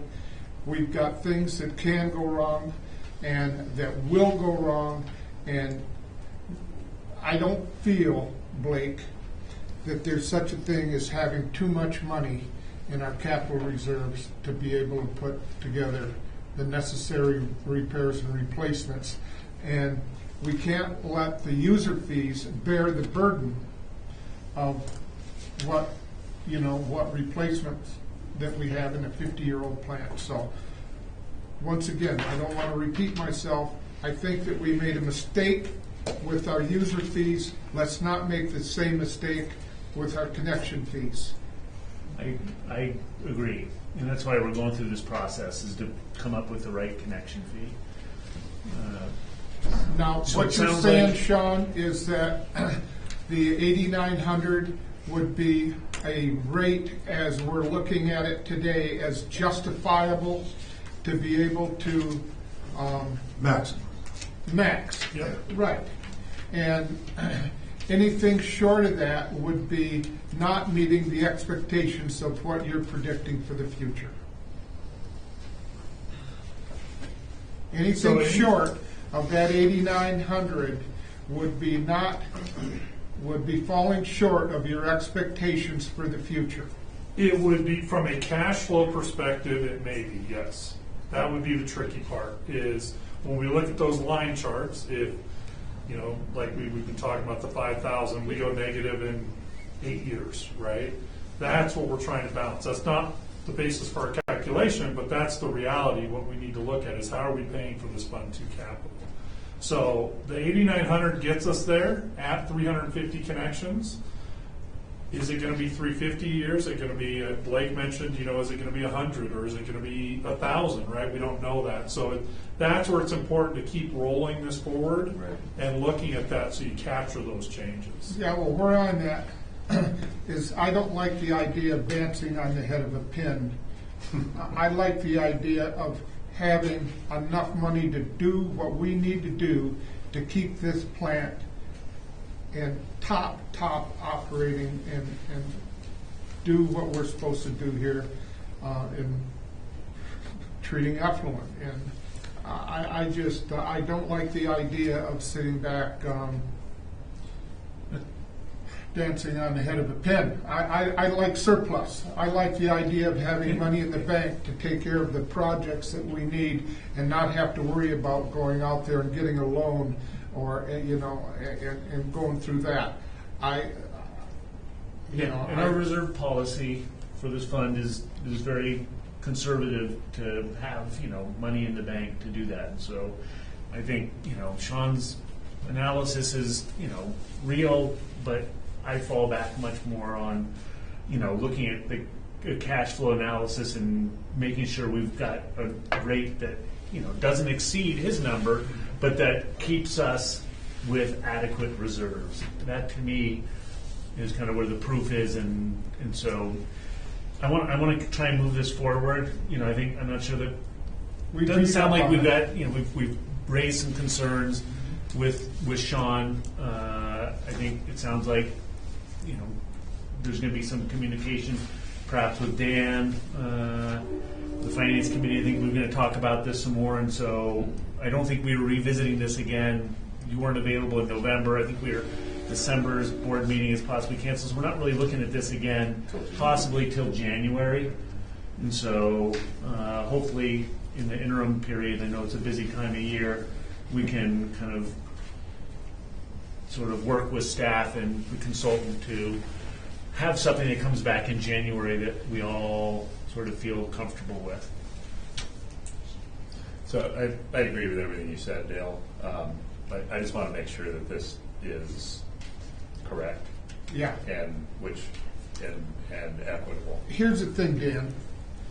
We've been working with Sean for decades, and he's never led us wrong. And what I'm looking at here is I'm looking at he's been hired by us to give us his opinion of where we should be with this organization, and I trust what he's what he's telling us, and I just don't want to see this agency do the same thing we did with the user fees, with the connection fees. I think it's a great injustice to our constituents to sit back and not follow the suggestions of our consultant. Okay, that's fine. And so, hopefully in the interim 3 months before we see this come back on the agenda, folks will have a chance to dig into this further, work with staff, the consultant if necessary. And at the end of the day, I think we all agree that, this is a good process we're going through, and we're going to need to have a motion and an action that can't exceed his number, but you need 3 votes to adjust the connection fee, and we'll hopefully be able to get there and move on with this, and the members of the public that are here understand the decision that we've made as well. So, anything else we want to do at this point, Mike? Can I ask Sean one question that hopefully maybe will help with a little bit of clarification? So the EDUs are set on flow. Can you give a little explanation of water conservation and how that's affected? So it's not necessarily just flow anymore that impacts the plant, but it's also loading that would also indicate an expansion, because even though the flow hasn't gone up exactly what we anticipated, the loading is still going up on a relatively consistent basis, even though the flow hasn't, because of the water conservation. So there's other things to take in consideration when you are looking at connection fees, but that's all we have really to set the connection fees off of is the flow. So could you explain that a little bit? Yeah, no, that's a really good question. So as we start looking at this, that does play into it. And so when we think about how we define an EDU, it's the flow and strength component. And so when we look at that 200 gallons per day, that may be our loadings from a pure volume perspective, as an example. But when we get into other processes at the plant, that 200 gallons assumed 300 milligrams per liter of TSS. Well, now our volumes may be a little bit down, but our milligrams per liter are up. We're at 400.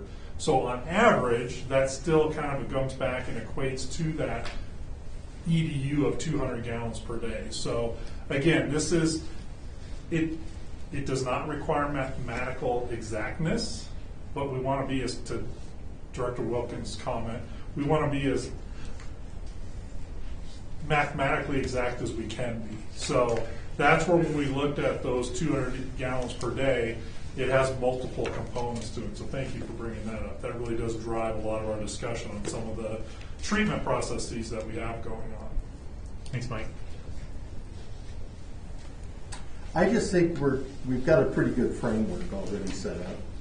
And I go back to the fact that we've got the maximum, we've got the escalators, and I think, Dale, I don't know that we are dancing on the head of a pin. And if we are, I just want to make sure we're dancing on the right pin. Yeah. And I think that's where Dan's coming from. Yeah, I like I say, and I hate to repeat myself, I trust Sean. I trust what he's doing for us, and I just don't want to see the same mistake made by the agency of prolonging a rate increase when really, 20 years or 20 years of a stable rate is it's either one of two things. It's either we're doing a good job or we're falling short. Which is it?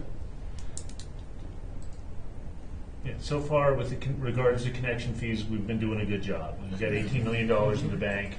We've got 6 years before we even drop below $10 million, and we're doing this analysis. So, all right, I'm gonna. Staff have any, or public any comments on this? Thanks, bring Sean. this item to a close. Thank you Yeah, very thanks, much. Sean. Yeah, thank you all. Thank you, Crystal. We'll follow up. Appreciate it. Okay. And we'll reach out to Dan and coordinate a meeting if desired, and Yep.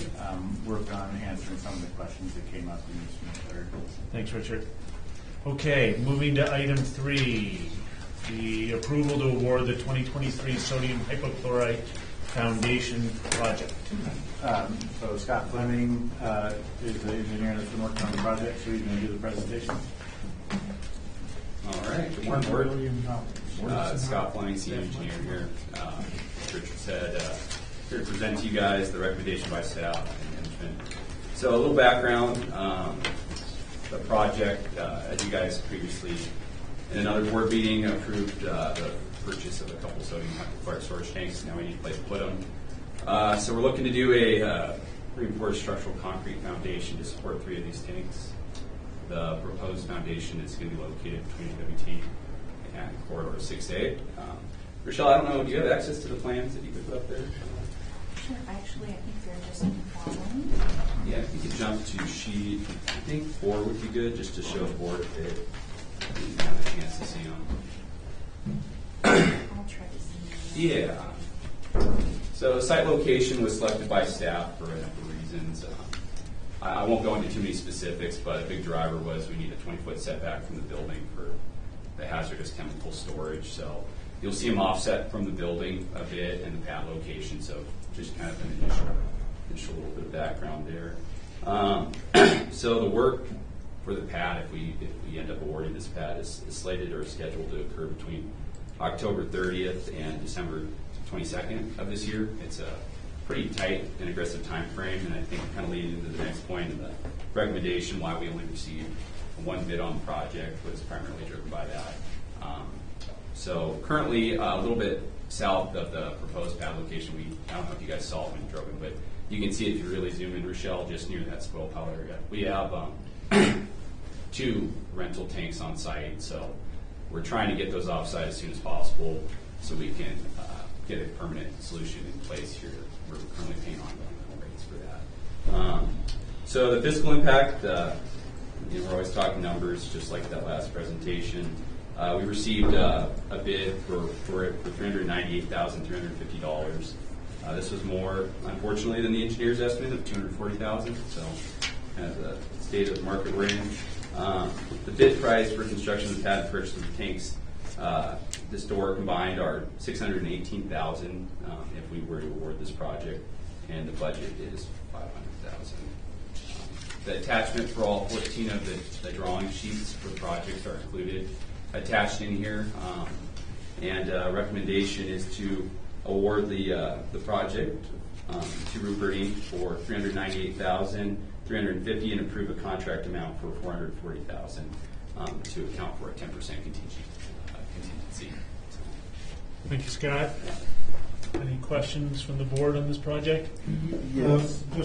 So there will be 3 tanks in this project, and the pad will be for a future 4th?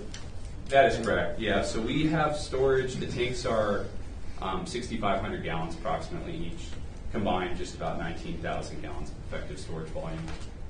Our average dry weather flow usage is approximately 450 gallons per day.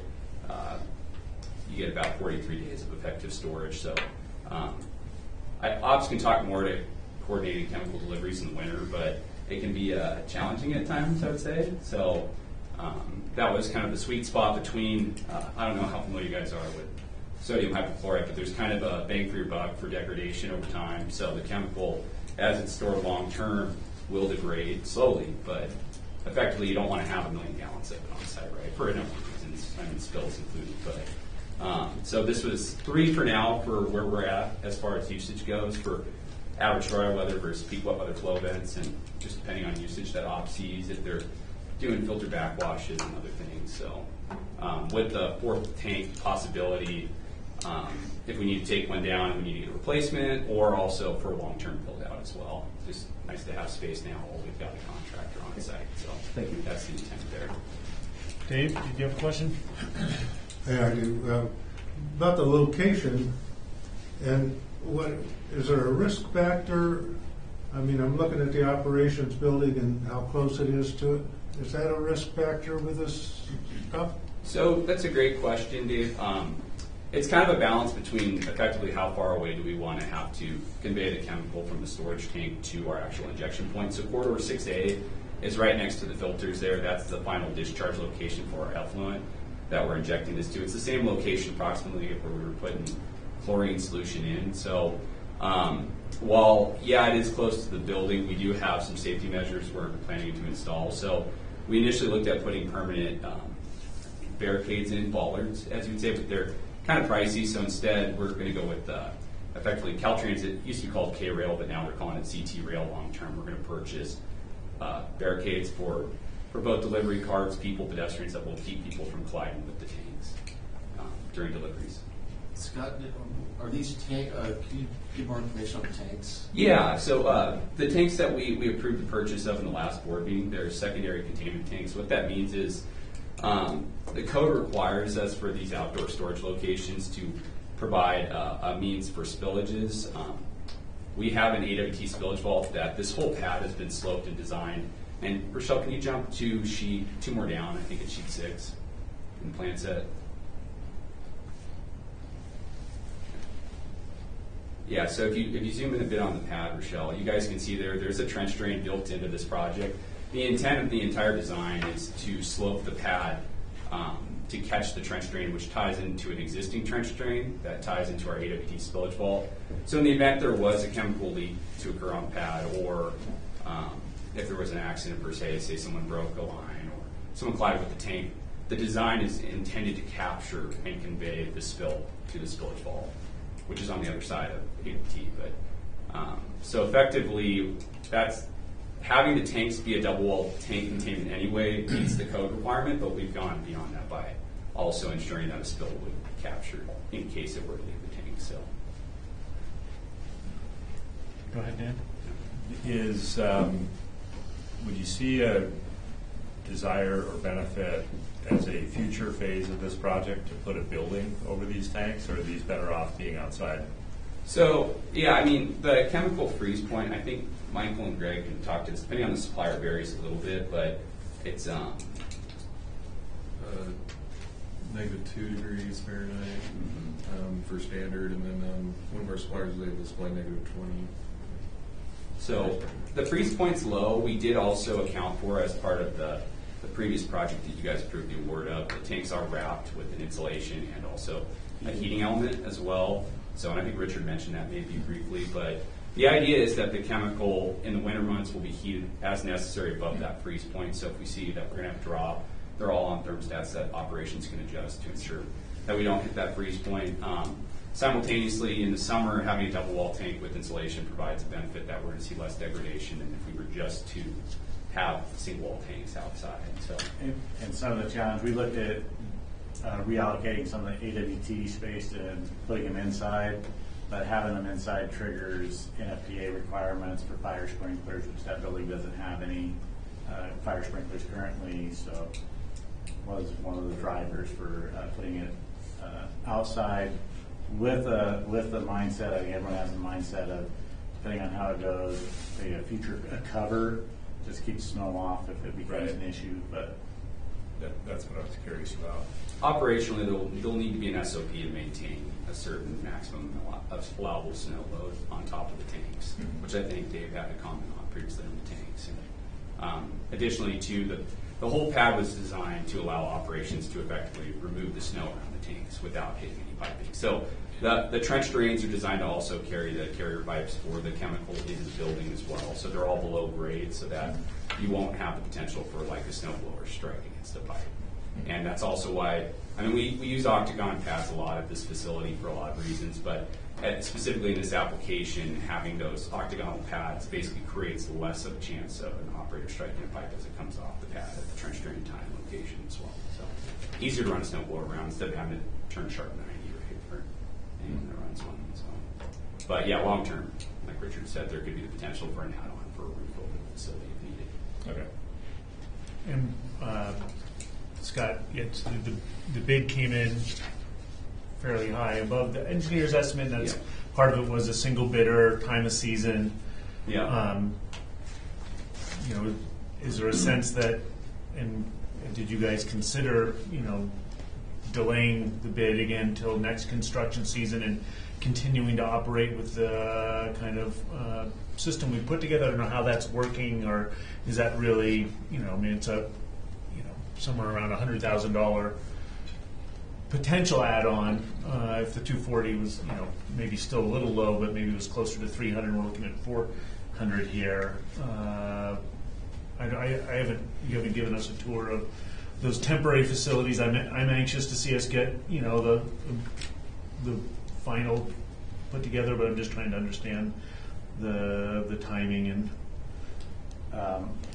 So the temporary tanks are on rent, so we're paying a monthly rental. They're not heated. So the goal was to get the project going before we go through another winter. Scott did a pretty good deep dive on the discrepancy between the engineer's estimate and if you want to speak to it, you did the research. So effectively, market price of concrete right now is ballpark between $1,200 and $1,500 a cubic yard for structural concrete that we're using for a pad like this location. We're looking at about 125 yards of concrete. Effectively, the original engineer's estimate was a $70K line item for that. The actual bid price amount was $189,000. So right there, I think accounts for a huge chunk of it. Yeah, I was way off on the concrete cost currently. So that's not the contractor. No, I think that's the going price for. Yeah, I think if we were to wait, we would see a price or multiple bids next summer that would be equivalent to about this price. So you look at it on initial impression, you go, that does not look like a $400,000 pad, but that's just the state of the market we're in, and kind of hits home some of these points. Structurally, it's pretty substantial. Yeah. And we did, some of the desire to go early was to hit the concrete contractors as we're going into winter because they're going to be a little more hungry for work. So the thought was we'd get better pricing on the labor side of things. We're a little disappointed that we only got one bidder. We did kind of let people know that it was going to be going out. But we had 7 plan holders and we received one bid. We were excited up until the last minute when nobody showed up. So so I would suspect we'd get bids around the same price if we delayed, and at that point we're paying rental cost. And so you kind of provided an overall project cost, including the purchase of the tanks and the foundation, but I assume that there's going to be metering pumps and additional capital-related costs. We're going to repurpose the ones that were already purchased. We'll probably purchase one additional. So some of those capital costs have already been expended as part of the temporary pilot project. So not a substantial additional cost for this. It looked like the conduits and all that were being incorporated into the foundation plans and so on. There's labor on our staff's part. They're going to be doing both the mechanical and electrical work on site here, so there's cost savings there relative. Just for the one line item alone for the conduit for this project, it was pretty substantial, so it goes to show why we can do work in-house and saves money. So the goal again is to have it ready by December? No, so December would be when the pad would potentially be completed with the pour. But then we need to wait 28 days typically for concrete strength and wait for full curing. And then after that, we need to coordinate delivery of those tanks you guys previously approved the purchase of. So those would be coordinated for delivery. Depending on the fabricator's time frame, it looks like mid-February is most likely the realistic time. So we'll frame. be in the middle of winter. Yes. We'll still be using the rental tanks. Yes. And so we need to look at how we're going to keep that above the -2 or -20 degrees. We use the product that's rated for the -20. And we didn't have any issues last year.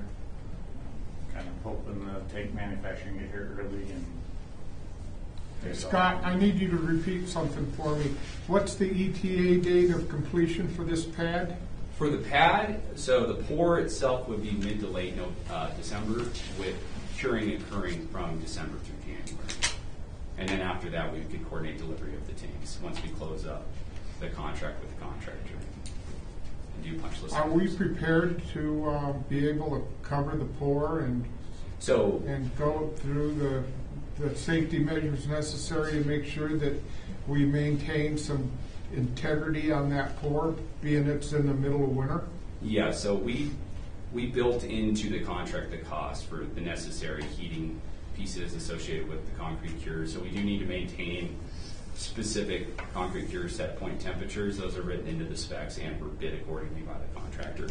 So the bid item specifically stated to them, and it was clear to the contractor, that they needed to have cold weather measures in place for the work. So that would be effectively whatever measures that the contractor chooses to employ to meet our specs. Additionally, on the side, we're doing a pilot with these, they're like throwaway sensors per se that are used in cold weather pours. They're gauges that go inside the concrete that provide readings of the curing temp. That's the biggest concern when you do cold weather pours, is making sure our concrete stays within a set window of temperatures. So that's the intent, to ensure the contractors meet these requirements. And if we detect on daily inspection basis it's going to drop below, we'll ask them to employ additional measures to bring the concrete back up to the relative settings. So it's not ideal, but it is. It's not ideal at all, Yeah. having a pour like that in the middle of December. Sounds like they've built some controls in there, though, and the contractor bid accordingly. Yeah. Any other questions from board members? I just had a real quick one. The plans show both, it looks like the plans written by, approved by TTSA folks, but the Carollo stamp, are their logos on there also? That was did Carollo just provide kind of consulting services? Looks like you guys in-house did the actual plan set. We did. I'm just trying to figure out what the Carollo role in this project was. We used Carollo for the structural engineering of the. Okay. Okay. So I would like to point out, Scott did take a first stab with the structural on this to help speed stuff up, and did a really good job on that. And then we used Carollo to verify his structural calc. So Scott did a good job on that. Yeah, I did all the drawing of the plans and a lot of the spec work, but Carollo provided aid for the structural specific review and the specifications they stamped, as well as the drawings. But it was a joint effort to cut down the time period for the design, as well as save the agency some costs. So. The rebar schedule is. Oh, if you want, are you looking at the section views of the plan? That's right. I'm going to. Any other questions? Entertain a motion. I'd like to entertain a motion that we go ahead with staff's recommendation to award Rupert in the amount of $398,350, not to exceed $440,000.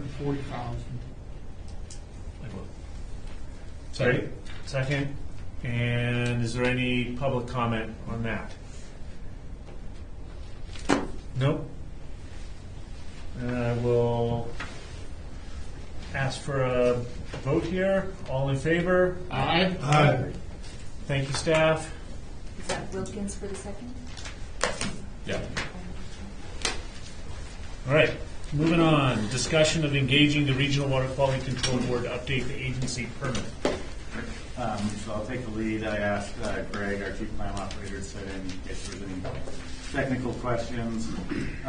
Just with starting to review the master plan in conjunction with the rate study, connection fees.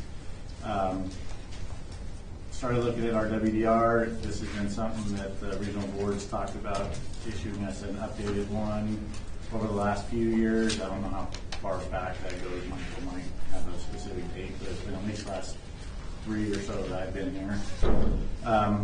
Most agencies are accustomed to having a new permit every 5 years. We're closing in on 22 years. I think it's in our best interest to engage the board to start the conversation of getting an updated WDR or see where we're going to go as we start doing these projects that are identified in the master plan. We don't want to go down the wrong avenue or think that we've accomplished what we intended to accomplish just to then get an updated WDR that tightens the limits and we're not prepared to meet those new limits. So I just wanted to throw out to the board, there's always risk when you start talking to a regulatory agency. I think the risk exists either way. It's just a matter of when will it happen. And I think if we engage them, we can be more of the driver of when it happens, and we make sure that as we do the projects, we're not finding ourselves either building the wrong thing or not enough of the right thing or upgrading the right thing, et cetera. So just kind of wanted to throw it out there to the board, get any feedback from the board, and get a general consensus that there's an understanding of how it may go with the board as we talk to them and try and push them in the direction of updating. Yeah. questions, comments? Yeah, Dave, Dan? Just a question, you know, we've talked a fair amount about well 32, you know, the whole pH. 31. There's 31, thank you. The whole, you know, pH levels there a couple of years ago we weren't meeting the pH requirement by a small margin, but it's also like a mile downstream of the plant. So, I mean, what are we thinking about that specific issue? I think ideally we'd get our compliance point moved to the effluent tailpipe of the plant and not use the well that's getting influenced by Other factors. would Right. be ideal. We're not really, I mean, while we do see some polishing in the SAT field, we're not claiming any treatment. So, But when we did the 2002 update, we did call it a treatment system. So because we called the SAT soil aquifer treatment, they then moved that. So during this process, one of the requests we would have is that we would not consider the SAT as treatment. Yeah. It's just our disposal field. Yeah. And it's for final polishing, but we wouldn't claim any excess treatment. We're still going to have some regulatory compliance at well 31 for nitrogen and stuff like that. That's not going to change more than likely, but some of those compliant points like the pH, Right. we're going to try to get moved back to the effluent, the final effluent, Okay. where we have more control. Right, that makes sense to me. That was my only question. So the SAT system is still going to play a vital role in the readings at well 31? SAT will still, I mean, it's still our disposal system, and that's because it is a ground discharge and it's percolation. That keeps us hopefully on the WDR, but we're not going to call it a treatment system. So We're going to treat to our limits we're going to meet our regulatory compliance in the plant at the pipe. at the pipe. And we'll still get the benefits of percolation through the soil. We It still just will won't be get part of the regulatory framework, ideally, that is if they're amenable to that. that. Yes. Right. Yeah. So, you know, I guess my sense is it's a good idea. You know, it's strange that they've gone 20+ years without reaching out to us and letting us know about it. I hope that you're able to find somebody who they apparently are staff limited down there, that they haven't done anything. Be interested to get reports on that. And will it just be TTSA staff? Will you be utilizing consulting entities as well? I think initially it would just be TTSA staff, Okay. and depending on where the conversations go, it may trigger getting assistance from a consultant to talk limits and what it means and the reality of being able to meet those limits. So it would, a good case scenario from our perspective be to basically just get the WDR limits established at the tailpipe, moving from well 31 to the tailpipe, or are there other modifications that you're thinking of? It's only going to be certain constituents that are going to be moved. I mean, Right. we're still going to have limits at well 31 because it is our final, what they would consider a final Testing point. before it goes into the river. Yeah. So we will still have some compliance points that we have to meet there. Sure. But I think it'll go back closer to what the original was before 2002, where we were meeting like pH at the effluent pipe. That's where we maintained the pH limits. Yeah. It wasn't out at the well. That's the main constituent that's going to change. I don't anticipate any big changes, but you just don't know what the water board's going to want to do. But that would be the main thing we would be suggesting to them when we open the conversation, and then they may add other things. Yes. They may, and my experience is it's a bit of a negotiation effort. So that may be where we bring in a consultant.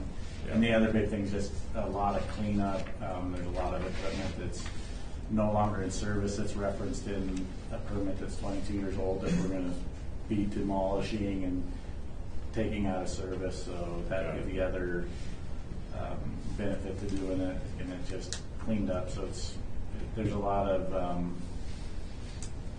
nuances in it. When they wrote it with the B&R coming online, they wrote it as it was coming on, a transition period, a long transition, so. And even the water board has admitted that this is a very antiquated, when they write new WDRs, they're written a lot different than this one is written, just in language overall. And that they've wanted to clean it up for a while, but again, they've been staff limited. We have not requested in the past that they update. We've just kind of been waiting for them to, get it in the budget. And they even said they had it in the budget last year, but they just didn't get the time. We're going to actually, we would request that they do update our WDR, so there's a process that we'll be going through if you guys are okay with that. Okay, I'm not hearing anybody opposed to the concept. I appreciate you including the full permit in there. It was, I didn't read it word for word, but it was some interesting parts there. Going back to a little bit of the discussion we had with Sean, I think Dave maybe picked up on this as well. I was interested to see on, I think it's page 10B4, some requirement there about reaching out to the member agencies and talking about available treatment capacity within the system, and I don't, recall seeing that, and so just maybe take a peek at that, and curious, if I've been missing something or, around that, but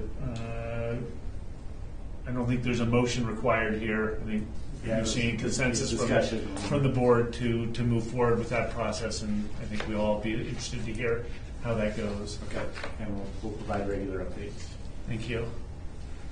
That brings us to the end of the regular agenda and on to the department reports. We'll start with, what do we start with? Operations, right? Mike?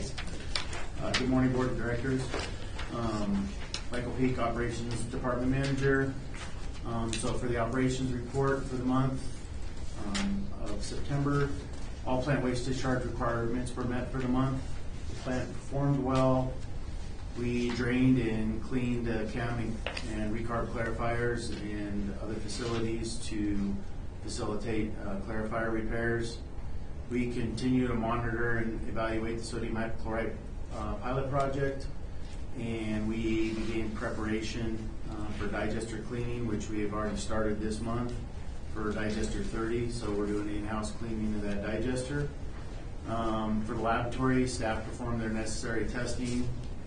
Lab staff is in the process of implementing the quality system improvements, and the corrective actions were submitted to the assessor on September 27th, and the lab is waiting the response for corrective actions that came out of the lab analysis to move on to getting a compliance. And that's it for the operations department report. One other thing that did come to after the report that came back to us was Nevada County. This goes back to last month. Nevada County Department of Health did reach back out to us, and they would like to have us participate in the COVID testing of the wastewater. They've actually had some issue with other plants participating. They've asked if we would be interested in being reimbursed for our time. I think it's only going to be about an hour and a half every couple of weeks of our time, because they're going to already produce. They're going to give us the bottles for sampling. They're going to process. The only thing we have to do is grab the sample and send it to them. My recommendation is that that would be because of the public service that we would be giving, and we get that time. So we are looking at trying to move forward with that. If you guys are amenable to that. That sounds good. I'm glad to hear you guys met with them, and I think it'll be interesting to see the data that comes out of it. Do you know when you send that information back to the county or whoever receives it, that becomes publicly available data? I don't know for sure. I Okay. can find out and bring it back Alright. to the next meeting if And you like. that's, the intent is to make that available to health officials so they can make guidance. I would assume they have some sort of a website. And maybe you can, if there's a decision point, like reimbursement or not, I would say select it, but don't seek reimbursement if it's not material amount, but if it turns into a material amount at some point, because their protocols change, we still have that option. Okay. Thank you, Mike. Any other questions for Operations Department? Go on to maintenance. Good morning, Board of Directors. Paul Schaus, Maintenance Manager. For the month of September, maintenance provided support for boiler replacement project, the sodium hypochlorite project. We're wrapping up on the state IT master plan implementation, which we do anticipate bringing something to the board here shortly. Also the landscape project, roof repair project, warehouse inventory project is ongoing, and the digester cleaning project. One of the notable tasks that we performed over the month was we switched out one of the switch gears for switchgear PLC for the plant main down at Building 81. So that controls how we get backup power from the generator. That has been a known pain point for us. We've known it's been failing for a while. We finally got that thing switched out before failure, so that was a notable upgrade for our system. We also installed some power fail relays out at the TRI telemetry sites. That helps notify staff and bring some SCADA information in for us, so when we know when the power comes back on and when it dies a little bit more reliably, so we know when to send staff out there to bring generators and things. We did some other things with the chlorine residual analyzer at Final, just some regular maintenance on that, had some digester number 33 transfer pumps. And then we also assisted removing some of the solids and vegetation from the ERB, or the emergency retention basin, and installed K-rail for the digester cleaning project, which is ongoing this month. We did some fabrication in-house, and also upgraded a fuel oil system for our boilers, and then installed some David arm mounts for our safety trainings, and repaired some water hydrants and a flocculation mixer. Work orders are pretty stable for the month. We do continue to implement further preventative maintenance work orders within our Lucity CMMS system. So that's still ongoing. We're still building that out. Picture to the left, we've got 2 water yard hydrant repair at secondary number 2 that did require some shoring. So that was a notable bit of work there. On the right, you can see the emergency retention basin. That's where the digester cleaning piping is going out to. We've got some K-rail that's out there. So that's going on this month. On the left is one of the in-house fabrication projects that we had for our sander for the winter months. That gets us off the K-rail where we had been storing it previously. And the flocculation mixer repair on the right-hand side there. On the left there, that's one of our staff members in a 40 cal suit there, shutting off the 12 kV main to the that section of the plant, Building 81. That allowed us to work on that PLC and do some testing down there in a safe manner. And on the right-hand side is digester number 3 transfer pump. What was the purpose of the suit? So that's a 40 cal suit. So we've got arc flash requirements that require us to dress to a certain PPE level to safely disconnect power on that 12 kV switch. Got it. So based on an arc flash study, that gives us the recommendations for doing that. Thank you, Paul.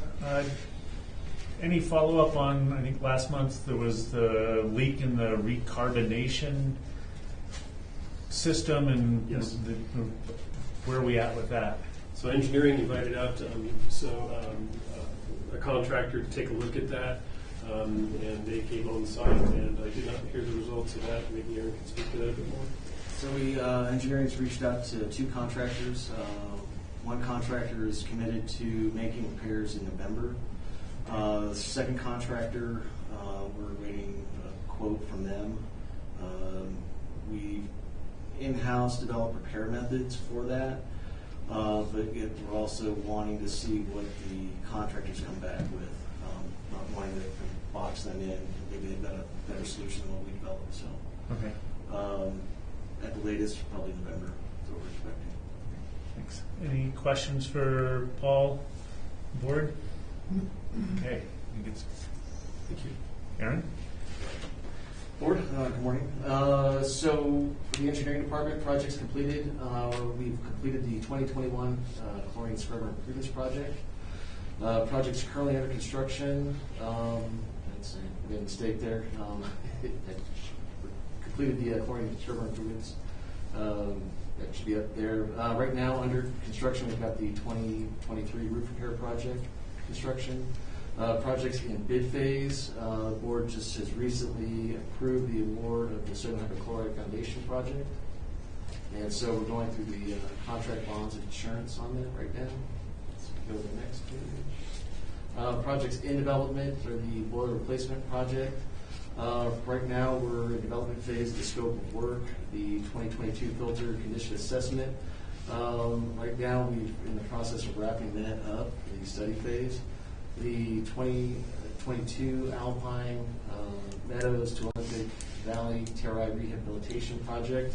We've completed the moving into the design phase on that, and the 2024 front parking landscaping improvements, and we're in the process of finishing up design on that. Thank you, Aaron. And what we see here, this is the last board meeting. The board approved a change order to do 3 additional sections of roof here at the plant. The picture to the left is the contractor staging, and the picture to the right is the contractor preparing to remove the roof off of building 24, and you can see part of corridor 6C. And completes engineering's work. Any questions? Yeah, I got a question, Aaron. The rehab TRI between Alpine and Squaw, did we do a TV of that section of TRI and deemed it needed rehab, or what's the situation on that? Is it significantly deteriorating that we need to address this, or? Yes, we had, as part of the master plan, that was a section that was flagged to be repaired. What that is, from manhole 33 to manhole 35, it's a stretch of ductile iron main. And there is decent change in elevation between that pipe. What it does is it mirrors what we did at River Ranch, manhole 29, where we saw in one of our routine investigations of internal conditions of the pipe, serious degradation of the pipe. From manhole 33 to 35, it crosses underneath the Truckee River 4 times. So this is an area that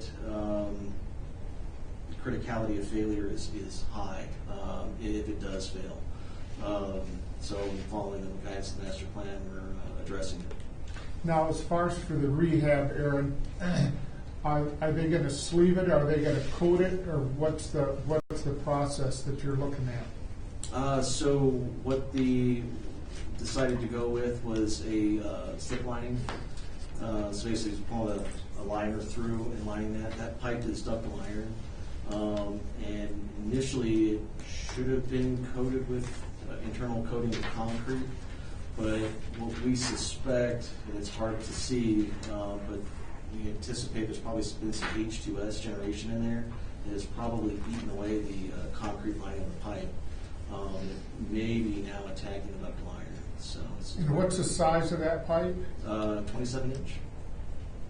27-inch ductile iron lined with concrete. Yeah. Thank you. Any other questions for Aaron? Not? Go to Crystal. Thanks, Aaron. So on the finance team, high-level items is we reviewed Central Store software, and then Michelle and I both attended some key card demos with US Bank in Wells Fargo. Continued work on audit. For the billing and customer service area, we continue to work on connection fee study and the TCSA code book. We had 21 connections this month, 195 year to date, $114,000, 1.2 million year to date, and we have 42,958 EDUs. And then the purchasing department, continued thank you to Kaylee for doing 2 jobs. So she's continued to work on the regular purchasing duties plus the AP duties. And then the general area, we participated in the finance committee. It was not a special finance committee. Both Ken and Sean came to the last finance committee. Ken is the municipal advisor we hired to support us in the plan of finance for potential debt financing in the future. He presented his plan of finance. He also presented a little bit of training and education on different types of debt to the finance committee. And then that's it for the finance committee. I don't have any pictures, I'm sorry. Thank you, Crystal. Any questions for Crystal? Thank you. We'll move on to the GM. So as Scott mentioned, been working with them on many of the projects that are actually in the first slide. Jump to the next slide. Did have a River Revitalization Steering Committee meeting. Had our local member districts managers meeting. Safety training, CPR first aid was done for staff. We're doing flu shots Thursday, tomorrow. Collaborated with TSD, TDPUD on an article for the Water Professionals Appreciation Week. And we also did snacks for staff a couple days and a lunch in honor of that. Held potluck in the summer.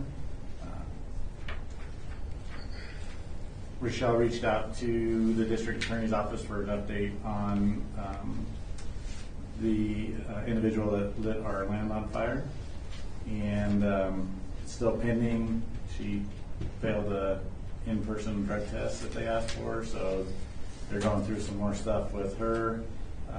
So as far as any kind of payback to us is still pending. We'll keep you updated on that one. Started our Thanksgiving virtual food drive. In one day, we've raised $220, so we're well on our way to our goal. We have interviews coming up next week for the E&I tech position and the purchasing agent, and then we're going to do a Halloween breakfast and costume contest. So if any of the board of directors have the ability to attend, please attend. We're looking for judges. And then just a comment, as discussed with the finance committee members, the November 7th finance committee meeting will be canceled, but we will send out the financials and the general fund warrants for you guys' review prior to the regular board meeting. And then just to highlight, we have a management strategic plan session scheduled for November 28th. So that'll be all of the managers, supervisors, and some selected staff to participate in that strategic plan, and then once we do that, we'll present the outcome to the board. A few pictures of our in the summer potluck. Any questions? Have you guys engaged Coffin Associates yet on the Compton class study? Yeah, he's reached out to them and started that process of getting the agreement and everything signed with them, and coordinating. We were just coordinating with them that in-person meeting versus doing everything Zoom. Great. Any other questions for Richard on his manager's report? Seeing none, we'll move on to board of directors comment. Anybody? Scott? No. Dave? No. Dale? Yes. Any update on our risk assessment data? Sorry. Yes, we had the kickoff meeting for that. So we met with Furlow and their consultant. Just went over the outline and scope of work. assigned. Scott is going to be assisting with that. So more to come. They'll start asking us for information and doing the data collection. So it's underway. Are you anticipating any kind of like work in progress check-in with us as the board? Yeah, I do. So as we get going, we'll provide updates at the various stages of the process and keep you informed of how it's coming. Yeah, I was thinking specifically of before you get, and I'm actually not going to be at the November board meeting, but before you guys get too deep into it, like give us an outline of what the scope of the work is. I know we've seen pieces of that before, so that we're all comfortable that we'll end up getting all the information we're interested in. Yeah, I'll email it out today. Okay. And just reduce the likelihood that the final report comes in and then we're asking for more. Sure. Right. I don't want to avoid. Great. Dan, any comments from you? None from me. Thank you, staff. Move to adjourn. No other comments? Move to adjourn. And no closed session today. No closed session. No.